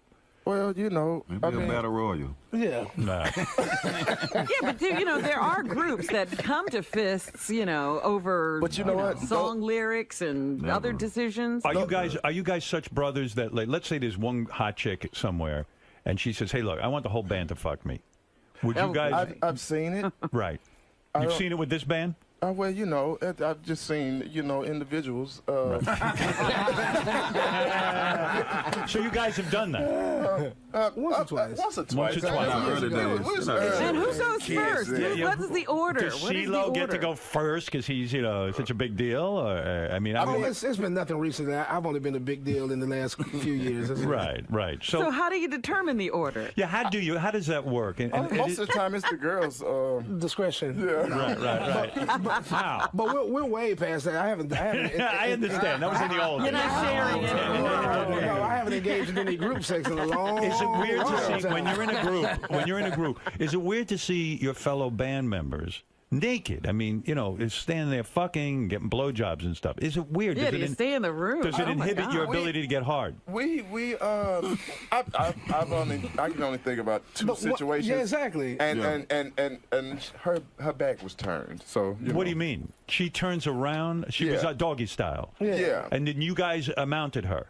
Well, she was mounted, and the rest of us turned our backs on that. Yeah. I see. So you gave each other privacy. And then he said, "Are you finished?" That was nice of you. That was very nice. That's a very gentlemanly thing. I respect you, and I respect your band's attitude. I really do. But is it weird when you're the last guy to go and everybody else has been in there? I don't know, because whoever's gone first is gone. So you're left with that. Right. Yeah. That's your girl. Because I would have a hard time getting it up if my fellow band members were in the room, even with their backs turned. You know what I mean? I remember it being just that, because it's only been a couple of times, and I just remember that first time it being really fun and like, we live in the dream. It was childish. Right. It's crazy.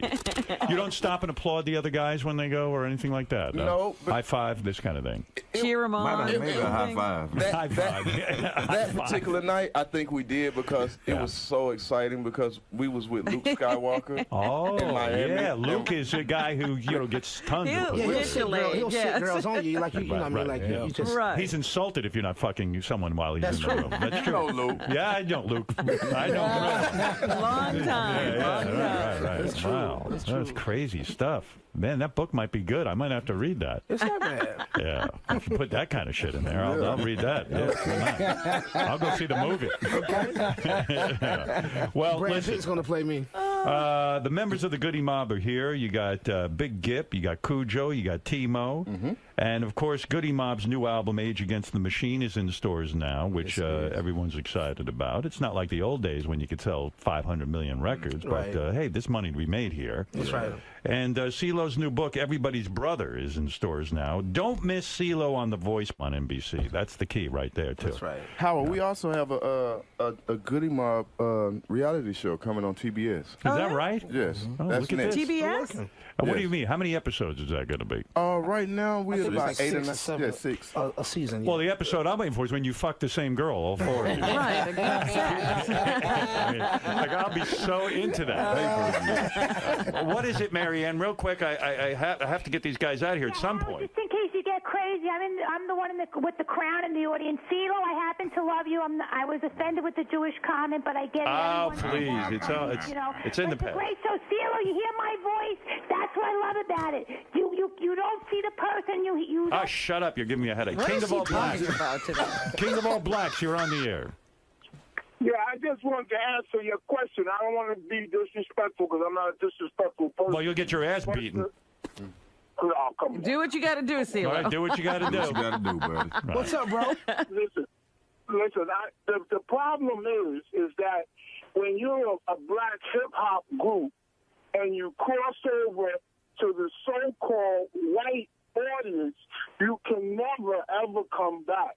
It's impossible to come back. Is that right? That's bullshit. I mean, why would you say that, bro? Why would you say that? Michael Jackson did it his entire career. Princess did it his entire career. James Brown did it his entire career. Come on, don't say He stuff doesn't like know that. shit. That's not a true statement. In the dirt road. I will tell you why. King, you make a lot of statements that you don't even know what you're talking about. The only thing you really, truly know about is street cleaning. That's what he does. That he's good at. Okay. Yeah, I mean, seriously, and I respect that he's a street cleaner, but he doesn't know a lot about the music industry. What? You hear I'm smart. Listen to me. First of all, you should not get married to a woman that lets you have sex with other women. That's a no-no right there. The woman you should marry should tell you, I'll chop your dick off if you fuck You get advice on women. Oh, my All right, goodness. good. He's all Okay. over the place today. I'm a pass on that, King. By the way, this guy buys used women's shoes over the internet and smells them and jerks off into them. So I'm just telling you what You it know is, you that's want to all. listen to him. Yeah. Rick, go ahead. Come on, in Pittsburgh. Hey, thanks, King. CeeLo, when Christina Aguilera is acting like a brat on the show, you ever feel like putting her over your knee and giving her a spanking? You into her at all? You know what? I could see you banging her. We've become such good friends. She lost weight. She lost weight. She looks beautiful now, Yeah, man. yeah. And, She was a bit messy for a while. And I think that's probably had a lot to do with just affecting her negatively, her energy and her esteem. But she's I heard beautiful. she was. I've heard from some people. I'm not saying who, that she was a royal pain in the ass the first season on The Voice. Some would say that, but then again, like, a little bit of bitch would be a lot of bitch because she's the only woman there, so to speak. You know what I'm saying? But Like, she got to get her attitude together too. You and know? she's the only diva, and she's one of the best vocalists we've ever had. You know what it is? She was originally hired. She thought like she was the star of the show, and the rest Right. of you sort of should kowtow to her. And that's bullshit. She's got to get over that. Yeah, and she is over that. When I joined America's Got Talent, I'm the biggest star on there, but I don't act that way. I act like a normal person. Right, So- without a doubt. Well, but That's right. every now and again, I do think of her. You act like a normal person. Absolutely. Look how normal I am. Every now and again, I do look at her and I think about how attracted to her I used to be when she released "Dirty" and those kind of songs. I was like, damn, she's like really coming out of her shell, kind of like what Miley Cyrus is doing now. Absolutely, yeah. Hey, Coward, can I say one more thing? Yeah, okay. The Lady Killer is a must-own in any music collection. Everybody knows that. Everybody knows that. Thank you for so saying that, much. Rick. We appreciate Okay. that. All right. Finally, Dane, go ahead. What's up? Hey, I want to call bullshit on CeeLo being a former thug. What do you mean bullshit? Whose ass is he kicking with those little T-Rex arms? Oh man, he's saying, that? Yeah, I think he's calling you out. Listen, come down here, and I'm going to let CeeLo beat your ass. I'll punch you right in your Adam's apple. No, not me. CeeLo's going to fight. No, you don't want to fight, No, Howard. I don't want to You're fight talking about anybody. CeeLo. I want you and CeeLo to fight, Dane. It's always some tough motherfucker over the phone. Get some Oh, shit yes. Oh, yeah. Let me tell you something. Let me tell you guys something. I've handled my share of guys like that. I'm not going to brag. They're all tough on the They're all tough on the phone. Oh, Then I yeah. beat their ass. Well, I have somebody beat their ass. I just can't do it. All right, listen, you guys. We've had fun. Okay. And now the time for the fun to stop. Get it down and work. All right. All right. The Goody Mob's new album. You got to get it. Age Against the Machine. It's in stores now. Yes. Also, CeeLo's new book, Everybody's Brother, is in stores now. Thank you. Learn the whole story of CeeLo and all the... I'm even that asshole's brother. That's right. Very generous of you. I tell you, never go to the phones. Okay. That's the name of your follow-up That's song. a rule. That's a right. Anyway, thank you so much, CeeLo. Great I having enjoyed you so much. Good Thank Mom, thank you so much. for Great having to us, see you Howard. guys. Thanks It for was having us, really a Howard. pleasure. Yes. Come back and see us again. Will do. And we'll be back right after these words. So, CeeLo, Yes. throughout your interview, you sort of discussed your path from sort of a troublemaking youth into a musician, and an artist was born. Yeah. In your opinion, what makes Howard an artist in his own right? Howard is an artist because of just pure energy and expression and honesty and assertion and observation and, taking it, and it's hot in his hands and taking it and shaping it and forming it and making it fundamental. You know what I'm saying? So, like, what he does and what he says does to take the shape of an